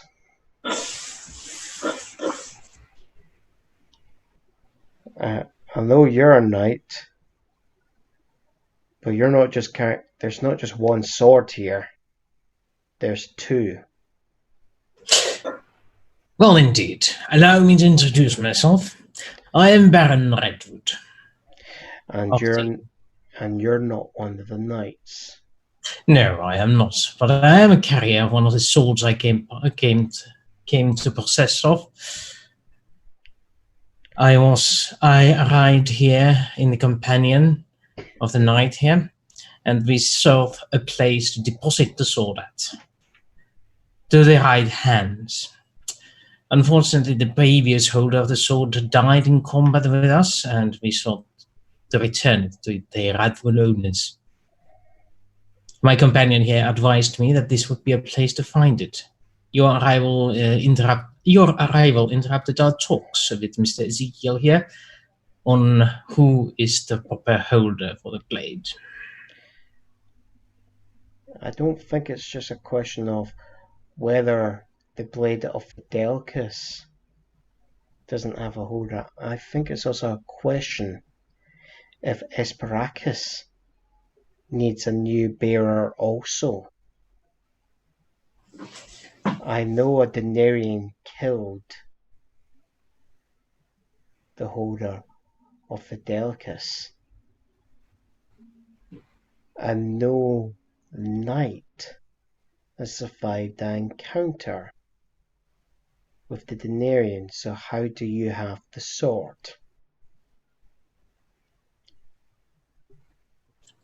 We encountered somebody who had it and acquired it from him. I made a deal with the individual to purchase it from him. At this point, I'm in the background. I haven't said anything yet. I'm waiting and seeing where Wooster's going to take it. But I'm kind of mentally at the ready. It appears you already are in possession of a blade, I take it? Actually, Wooster asked this and turns to look at Ezekiel. Is this a man worthy of holding one? As you're saying that, he pulls out a blade, and the blade just lights up in flames. And he just looks. The people who took Fidelicus would not sell it. And yet they did. Your analysis of the situation is far, how do you call it, mistaken compared to And the it- reality of And he things. just holds out the sword, and the tip of his sword is pointing directly at Sean, and he goes, "Money doesn't buy a sword of the cross." No one said it was money. It was a favor for favor. You Now, bloody do you want the sword or do you want to cause a ruckus? There are two simple ways out of this. We can talk and we can leave. One with the sword or the other with the sword. It is your call whether or not this goes to violence and bloody things, or He- whether we talk it out He peacefully. just points the sword at you and he goes, "You, quiet. This doesn't need to involve you. I can." Yes, it does. You point your sword at anyone you want in a brutish manner, but it does not solve civilized problems. How close is he to me? I mean, yeah, he's pointed at my face, but how close is he? No. You're like 50 feet away still, right? Okay. I start walking towards him. I move in front of Wooster. And when Sean is trying to do that, Wooster raises his hand. Please. We're doing the civilized thing here, I hope. We are looking to get rid of the sword and to give it to its rightful owners. You carry one, and you are going to where you can find the next carrier for the Fidelicus. I trust then that you will take the sword and give it to whoever deserves it. It's not just Fidelicus ownership that's in doubt. It's Esperacus's bearership that's in doubt. If it was in doubt, why would Knights, he return Fidelicus? If he was, as you claim, unworthy, would he not have slain me and taken Fidelicus and given it to somebody who would carry it on his side? I look at Wooster and I say, "Sword now." And Wooster pulls out the sword from underneath the garments and holds it out sideways from the scabbard. To me. What's going to happen is I'm going to ask you both to make a roll on focus, okay? For the both of you. When does this change from focus to mantle? You don't have it at the moment. Okay. Because we're getting very close to mission from God status, so that's why I want to know. Because you're going up you're actually standing up against another Knight of God. Yeah. Knight of the Cross. So it's so cancel each other out is what you're saying. Potentially, and this is Got it. more an issue of this could be a depending on how this works out. This is a crisis of faith. Did you say focus or force? Focus. Focus, right? I will actually use a fate point to roll that because Wooster is cool under fire. I'm going to re-roll myself with one of my fate points. There. And I will for mine as well. Okay. And I'm going to. Right, what's it you guys got? One. I got a 2. For some odd reason, every focus roll in this game has been a 1. Right. Every, including a reroll. What happens? Clarification point. At this point, I have Fidelicus in my hand. Yes. Okay, and then I have not taken Esperacus out, so it's just here. Okay, I just wanted the scene. What happens is there's a shout from McTavish, and it's a fury behind, a righteous fury behind it, and he's just pointing the sword at you, and he goes, "Drop that sword now." And you feel the force of that instruction there. And you try to resist it, but your fingers slowly let go, and Fidelcus falls to the floor. And he goes, "No, this matter will be settled by the order in the Vatican." Oh, what a coincidence. We were headed for Rome anyway. You're coming with me. Ah. If I might be so bold as to say. And it's just as you're saying that, he's going to turn to you and he says, "Quiet." And you just feel your mouth clamp shut for a moment. I look at him, and for the first time, I actually say like full sentence. I look at him and I say, "How do you assume I got Fidelicus?" And like not in an accusatory way, like in a questioning way. Patrick was killed by the Denarians. They did not set. If they ever got hold of the weapon, they would never sell it. So if you've got the weapon, you had to have received it from the Denarians. That means you may be compromised by them. And I look at him and I say, well, because we're still 50 feet away. There's maybe been a wee bit of movement. Call it 40 feet now. There. Yeah. I look at Wooster and I say, "Stand down for a second. Stay here."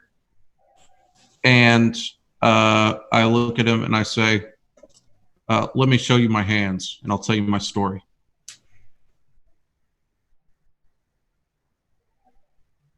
Right. He slowly lowers the sword there. But what you notice he does, he changes his grip from holding the sword in his right hand to holding it in his left. And he slides and adjusts his actual posture so that it's his right that's facing towards you, and the sword is actually pointing down towards the ground, drilling behind his body. Okay. I approach, and as I do, I say, "I'm going to take my sword out. I'm not going to point it at you. I'm going to put it on my side." And I'll wait to see his reaction. And if he allows it, then I'm going to take it out and holster it on my right as I approach. He just goes slowly. And again, you just feel that wave of instruction. And he's, at this point, I don't really feel like he's compulsing me because I'm already doing so. Like I'm already wanting to do that. Well, it's not that, but you still actually feel the command wash. So it's not even if it's like, so it's not, you just feel like if you were to try and do it a wee bit faster, it would then slow down there. Got it. But it's not like sort of like Evil Dead sort of thing. Got it. Give me just a second. I gotta remember. Well, I'm trying to find it and not finding what. Where is in the book? I'm looking for. Mantles. There we go. Never mind. Got it. Okay. All right. He's clicking to see what I'm using, aren't you? Well, because he has abilities I don't, and so I'm trying to figure out mentally what he's doing. Okay. All right. And so I approach him, and I hold. So I've holstered my my sword, and I have my hands face down like this, and he's just going to say to you, your right hand, turn it up, face up. You know, when you were doing this, how close would you say you were to make 20 feet? 20 feet. Because I'm still walking as I'm doing it. So 15-ish. Okay. No, because I was like, it's 10 to 20, so we'll split. Yeah. So. It's just so we're both on the same page. Yeah, that's it. Okay. And you would slowly start taking a step towards you. And what happens is he puts out his right hand there. Just face up, and he goes, now slowly put your right hand down on mine.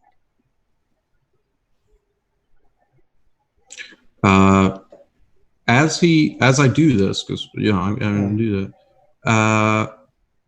Am I still, because he hasn't commanded anything with my left hand? Can I still hold my left hand up as I'm doing so? His focus is on your right hand, so you feel like the restriction is like on the right, on the right.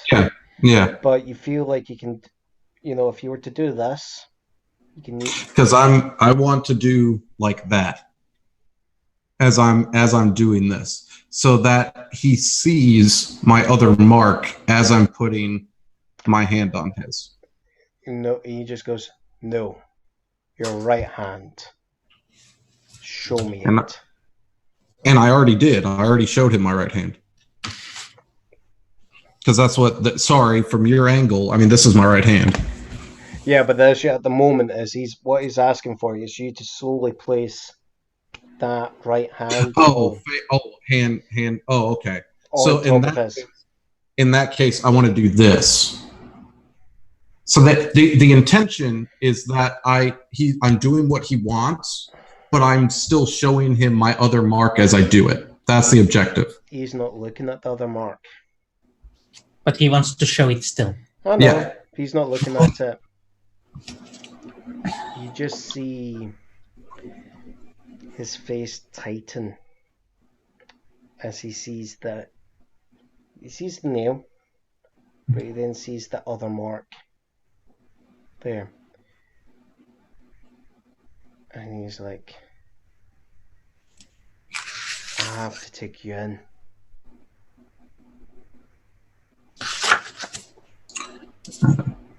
I look at him and I say, I understand, and I'll go willingly if you listen to my story. It doesn't matter. It's not for me to decide. It is the order that decides your fate. And I'm going to contest his voice now, up to this point. Right. Just give me. I'm going to contest his compulsion. Okay. Force, please.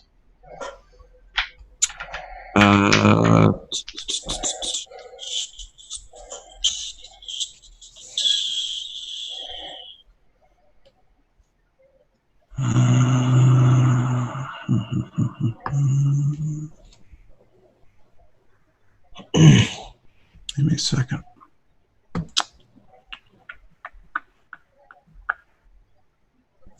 Okay. Because none of my abilities really work with the guile that he's using. So it's just a matter of a roll. Yeah, It's still a 4. You get a negative, but I'm solid. hold on. He's just looking at you and he goes, no. I cannot do anything else but take you to the Falcon. You need to release Esperacus.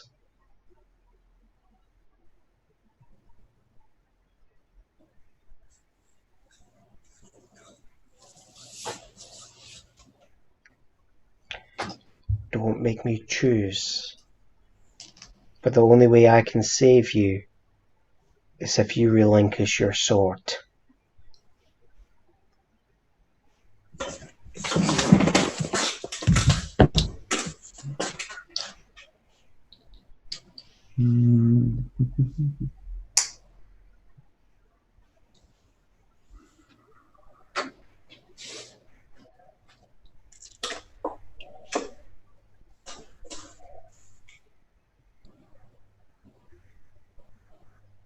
Am I still compulsed at this point to literally? You're not at this point. You're the compulsion that you're feeling, that wave, that command has actually ended there. I look at him and I say,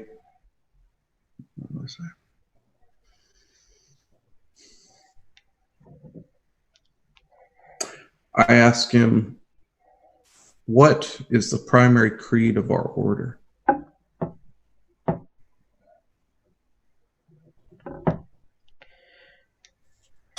To rescue the souls from the Denarians. And you've been touched by a Denarian. You've been corrupted.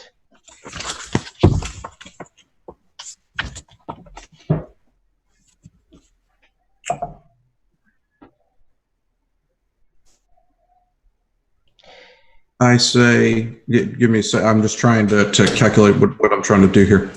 Uh-huh. What is the price of a soul? What mouthless person? Sorry, I literally didn't catch it. What Wooster said was, what is the price of a soul? Oh. Is it another soul? Is it 2 souls? 1,000? Oh, so at this point, his compulsion's worn off as well. I'm assuming that. Yeah, okay. Does he hear that? He's not paying attention to Wooster. He's looking at you. I take Esperacus. It's in holstered. I take it out and I put it at my feet. So I'm not holding it anymore. And I say, the Knight's Creed is to protect from evil. There will be a time that I'm required to do such evil. And he just looks at you and goes, and this is what's caused many a knight to fall before. I say, do you believe that I killed Sir Patrick? It doesn't matter what I believe. All I know is that you've been marked. And it's either you come peacefully with me surrendering the swords, or you have to fight me.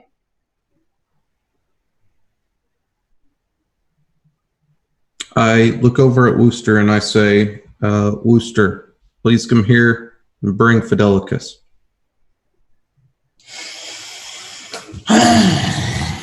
I've become an standard carrier. He dies and descends down to pick up the sword, hoisting it over his shoulder and walking towards the two guys.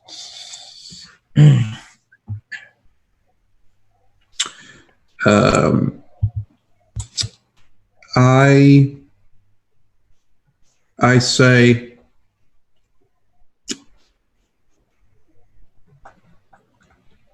whether you like this arrangement or not, this is the arrangement that I will do if we are to end this peacefully.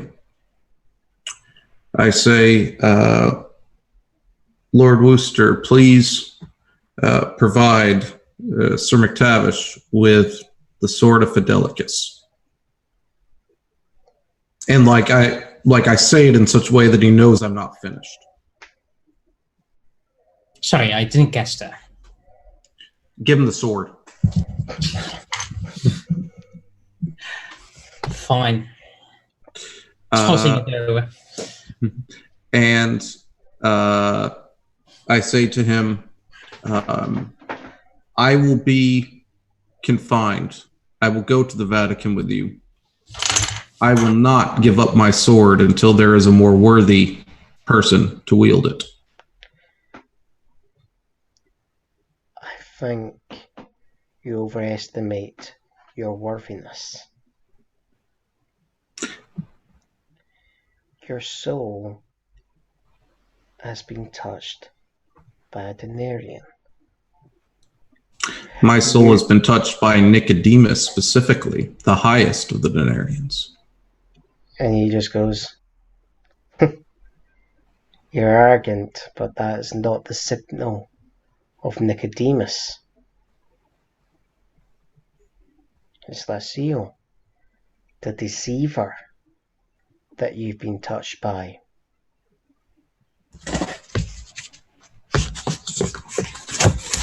Nicodemus already has his own angel that he can't pass it on until he willingly gives it himself. You've been touched by another angel, by one of the other of the fallen. That is Lasil's signal.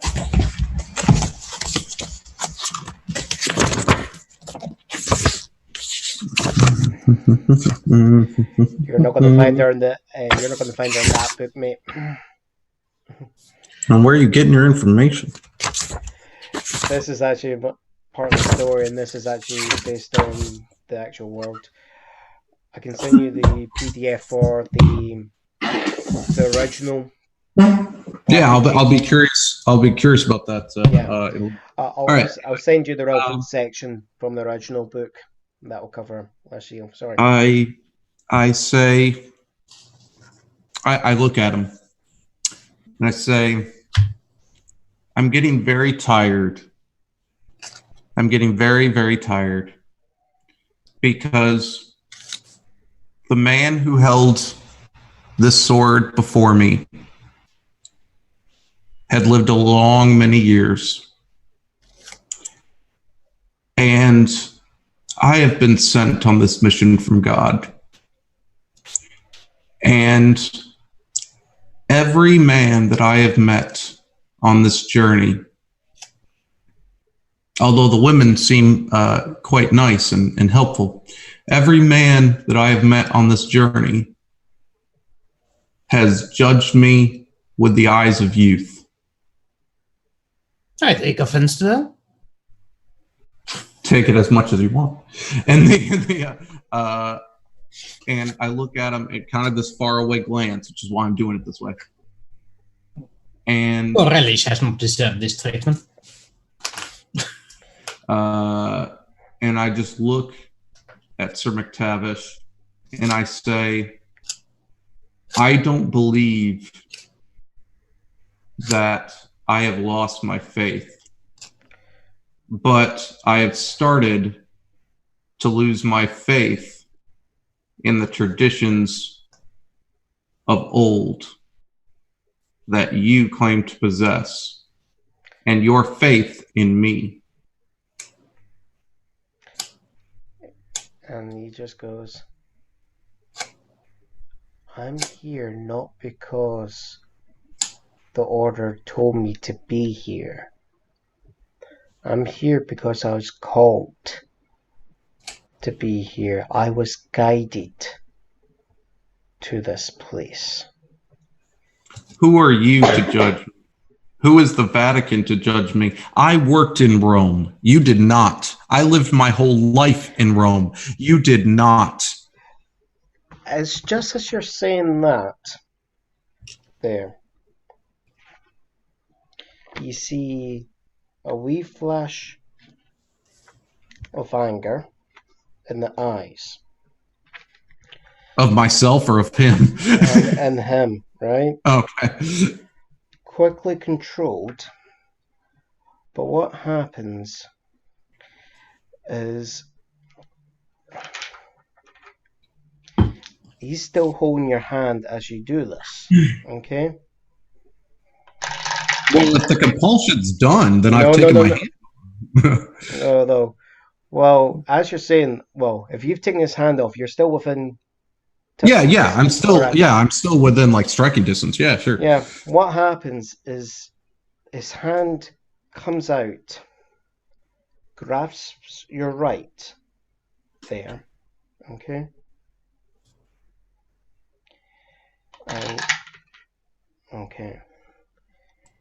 And you feel a shearing heat go up your arm, okay?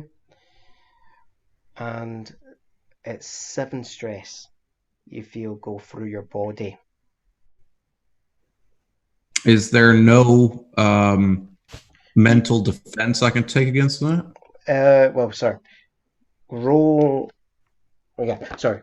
So this is where you sound stressed. Yeah, get me to do your focus. This would be a faith hit, right? He's literally hitting me with the divine heat. But you don't have it at the moment. What, divine defense? No, for yourself, right? Yeah. It's a focus roll, okay? Okay. For you. So, sorry. I'm jumping ahead of myself, right? Do your focus, right? Roll. Okay. So you're getting that here. Sorry. 1. All right, sorry. I'm jumping ahead of myself. Thanks for pointing that out to me, Evan. Okay? Yep. So 1, right, 6. Okay? Yeah. So it's either going to be... My question is, why is it focus instead of mantle? If he's using an attack of faith, wouldn't I be defending with an attack of faith? Not necessarily. Because I'm seeing... Go ahead. Because the Knights of the Cross... Yeah. Their entire purpose is to fight the Denarians. You're carrying the mark of a Denarian on your own hand. Fight the Denarians. You've been marked as a Denarian, mate. Yeah. He's got mission from God. Yeah. You don't.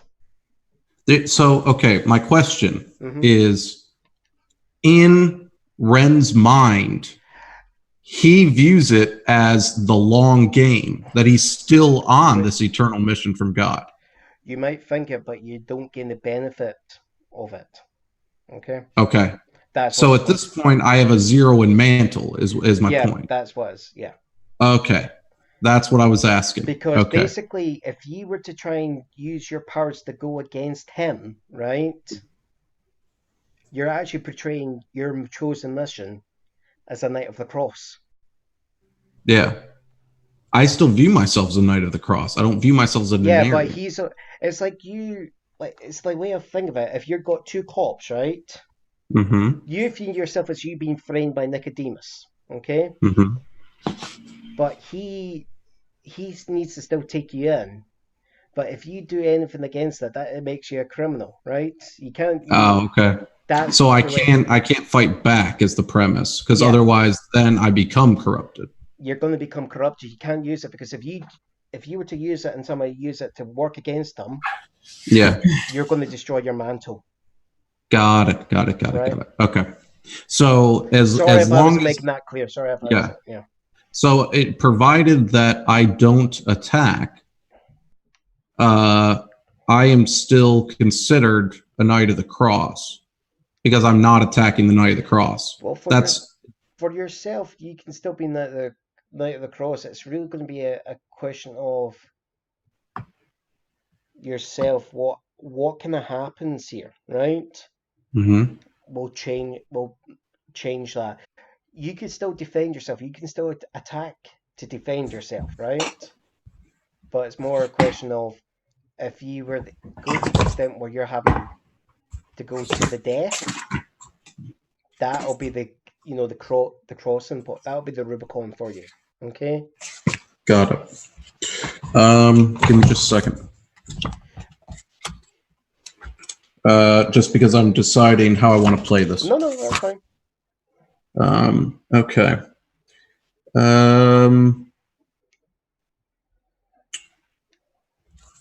Okay. For you, look at that aspect.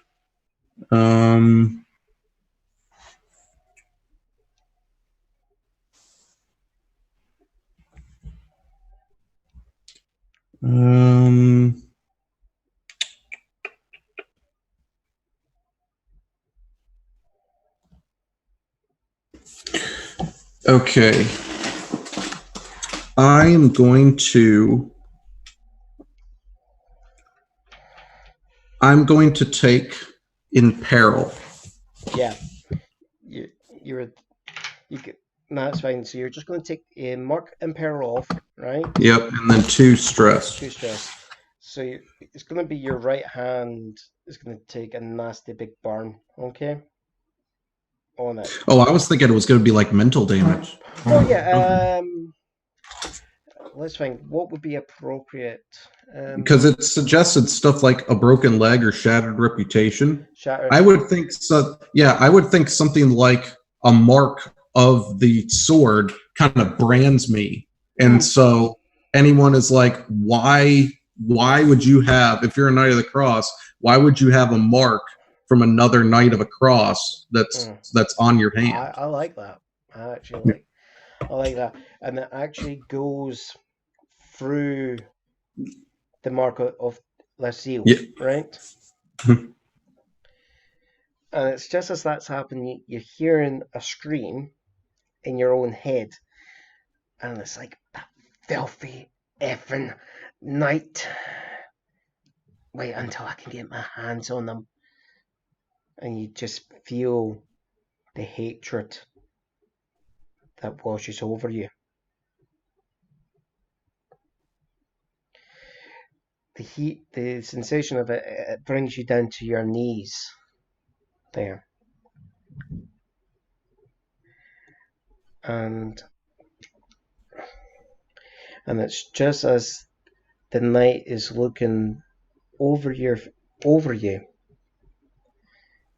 He's about to say something, and he just stops, looks down, and you see a point of a blade coming through his chest, and walking around him is a person you already recognize. He goes, "I am sorry, McTavish, but I have our agreement with this gentleman, and I cannot let you take him to the Vatican. We'll talk later, Ren. But I think, we can agree that your life is very important. McTavish is a washed-up. You can take his sword also. I bid you farewell." And it's just as quickly as Nicodemus was there, but this time instead of him disappearing through a portal, he just shimmers away and disappears. And McTavish just looks down, and just falls down to his knees and drops dead.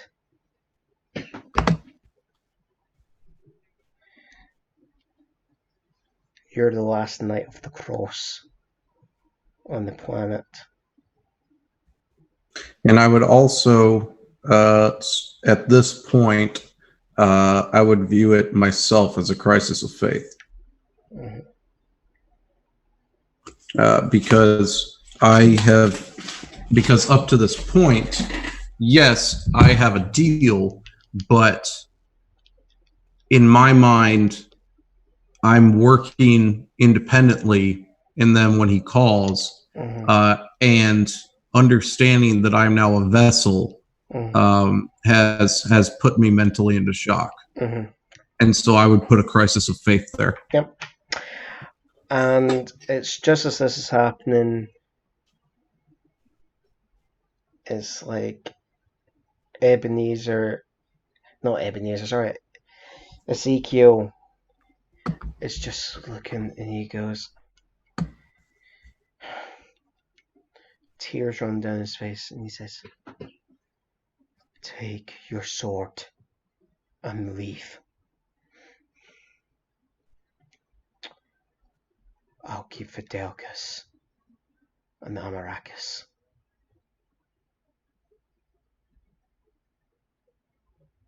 But you need to take your sword and leave. And God preserve you. And I pray that you don't fall." I just, in shock, I just start walking, and I just start walking out of the cathedral and just down the streets of Jerusalem, the holiest of cities. After I've killed a man that is the antithesis of my faith, and I'm not.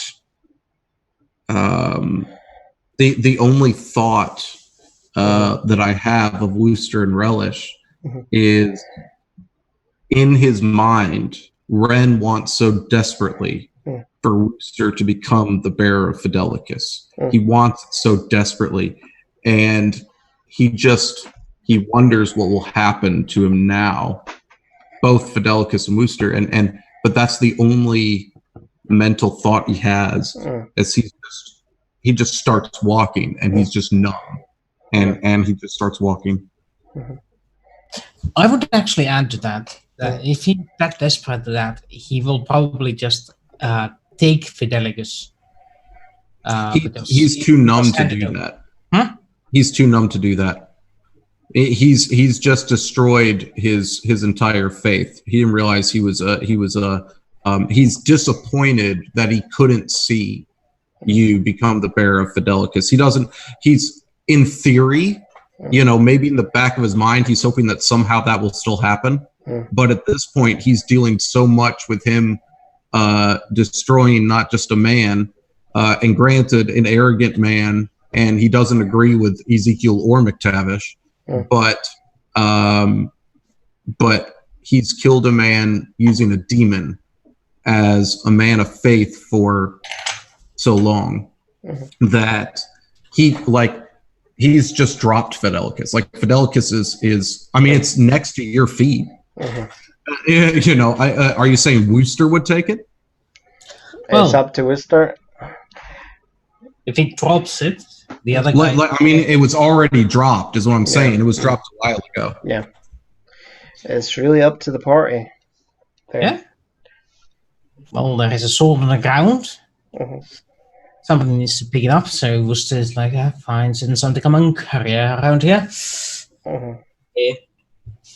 Because Ezekiel has said they'll find new homes, and at this point, I'm not even worried about it. So if Wooster picks it up, that's up to him. Yeah. Nah, Wooster picks it up and looks at it. We're on our way to Rome next anyway. And it's just out of curiosity, Evan, how far's your character walked in this days? Give me a second. This is why the map is good. I've gone out of the gate I know that St. John is on the other side, and even mentally, he's not even registering that he can't enter there.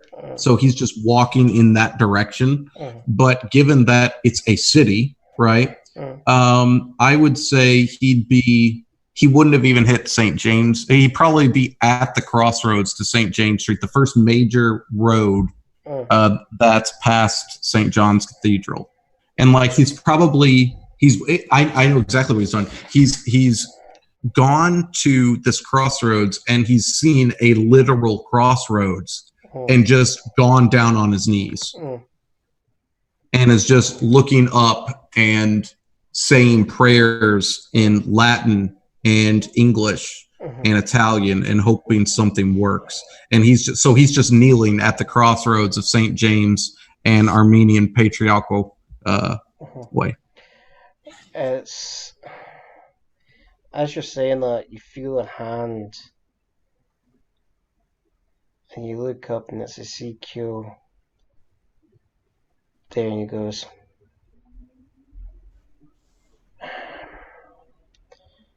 I can get you to Rome, to my friend, and he can get you to the senior council of the White Council. But after I get you to Rome, I'm washing my hands off you. I am sorry, but there's nothing more that I can do. I just blindly follow him. Literally, my high concept is blindly loyal fighter. So I am blindly following instructions. I'm so numb. And what happens is, party gathers up, a portal opens, and the party moves through it. Portal closes, and the curtain falls on this episode of Sources of Power. Every time that I'm with this group, my character gets doomed or people get killed. I'm telling you, just once, I would like it that my character is not the one that is mentally or physically damaged. You're the one on the holy mission. I'm just here tagging along. Yeah. Every time, man. For those that You're the star of the show. I'm just a comic relief. For those that don't understand that reference, the last major game that we were a part of was Zim's campaign, in which, in the span of the first 3 episodes, all of the characters had friends and loved ones. Only mine was assassinated. And there were 5 of us. I'm going to put this in context, right? Sim does explain it was only meant to be a 10-session campaign, so it was quick and dirty. And a certain character asked a certain friend to start digging into the big bad unknowingly, and certain friend ended up getting. I was the poor character that found the body. Yeah, and had to then, as a cop, pass on the news that that was a heart-wrenching scene. That was brilliant, though. I just do so well when I play with To Die For RPG. It's I come out so squeaky clean. It's fantastic.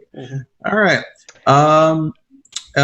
Any questions from said audience? I just turned on Twitch because every once in a while when I turn on Twitch, my computer just crashes, so I try not to be on too much. Keep getting more and more screwed every episode. No answers, just more questions, says the chat. Oh, is that what somebody said? I just now entered the chat. Yeah, no one ever helps me. It's Everybody always scolds you. Yeah, Yeah, in every campaign, in every you pulled a Zim this episode, John. You pulled a Zim. How are you going to wield 3 swords at the same time, and what set bonuses will you get? Well, he has 2 of them, Ezekiel. Now, that being said, everyone always knows that when you get the full set of armor, in this case swords, you get a +3 to sharpness and a +2 to looting.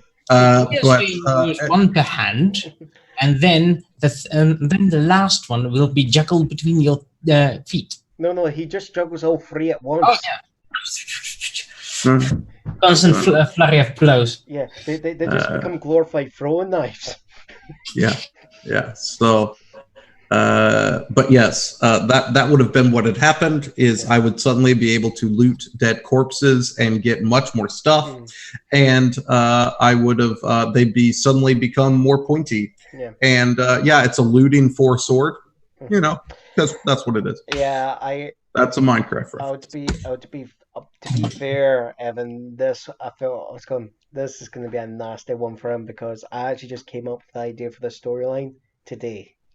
Yeah. And it was purely just due to what happened in the last session. It was what would be the fallout, what could raise a confrontation there. It's okay. I persevered through Zim's. I'll persevere through yours. It's not going to kill me, even if it's the name. You become an auxiliary member of the gang, and you become the guy that everybody can destroy, both mentally and physically. Yeah. No, it's okay. It's fine. Don't worry. If Sim was here, he'd be getting the same treatment. So no, it's fine. It's fine. Or as what Peralta's character would say on Brooklyn Nine-Nine. Cool. Yeah. Any other questions from the audience? Yeah. Or non-pun based comments. Since you both already, I will say, Frog, I did want the 3 swords to go respectively to myself and Wooster and Relish. Yes, I did actually. I thought that would have been pretty cool. But that did not end up happening. I mean, in theory, I could have taken them. But you're talking about them. I debated putting Doomed on my thing as opposed to Imperil. I thought it would. It was like it might even be more appropriate. And understand, guys, that my roll for that burn mark was a 4. So, and I only have 2 in focus. So that means I rolled perfectly and still. He obliterated my entire hit points in 1 shot. So, and that was with what is essentially an nat 20. So, yeah, that was. Yeah, this is me kind of giving a demonstration of what a full Knight of the Cross could do. So, yeah, I mean, otherwise. We have major milestones that we'll be doing off camera. Yeah, that will be. And we have a 2-week break. So the next time that Sources of Power will come up is the first week of October. So do not tune in next week because we won't be there. Or if we are, it'll be awkward because I'm not going to be there because he said no. So it would just be Wooster. So that's where we're at. Any other comments? Major milestones and corporal punishment. Yeah, no kidding. All right. But yes, as he said, next week will be a broadcast break for entire V4 to Die For community. There won't be a single thing on air, I think. If people want, I guess I could Rerun week. playing something on my lonesome because everybody else will be off. Gotta get them reruns. Mhm. It's what you call it? Sweeps week. Next week is sweeps week. So you gotta understand. I'm just looking at blinking comment. So it's major milestones and corporal punishment. Sorry, that's a private joke in general. It's a pun master in action. Let's see. We've run major, private, general. I was trying to see what I could get out of petty officer or lieutenant or and kind of running down my list. I don't know what's lieutenant anymore. To be fair, I think it'll be maybe petty offences is probably the closest you could get there. Well. All right. Well, for those that are watching, we will see you in 2 weeks. Yep. Until then, Auf Wiedersehen. Yep. Bonus nachos, everyone. Bonus nachos. There we go. I finally remembered once.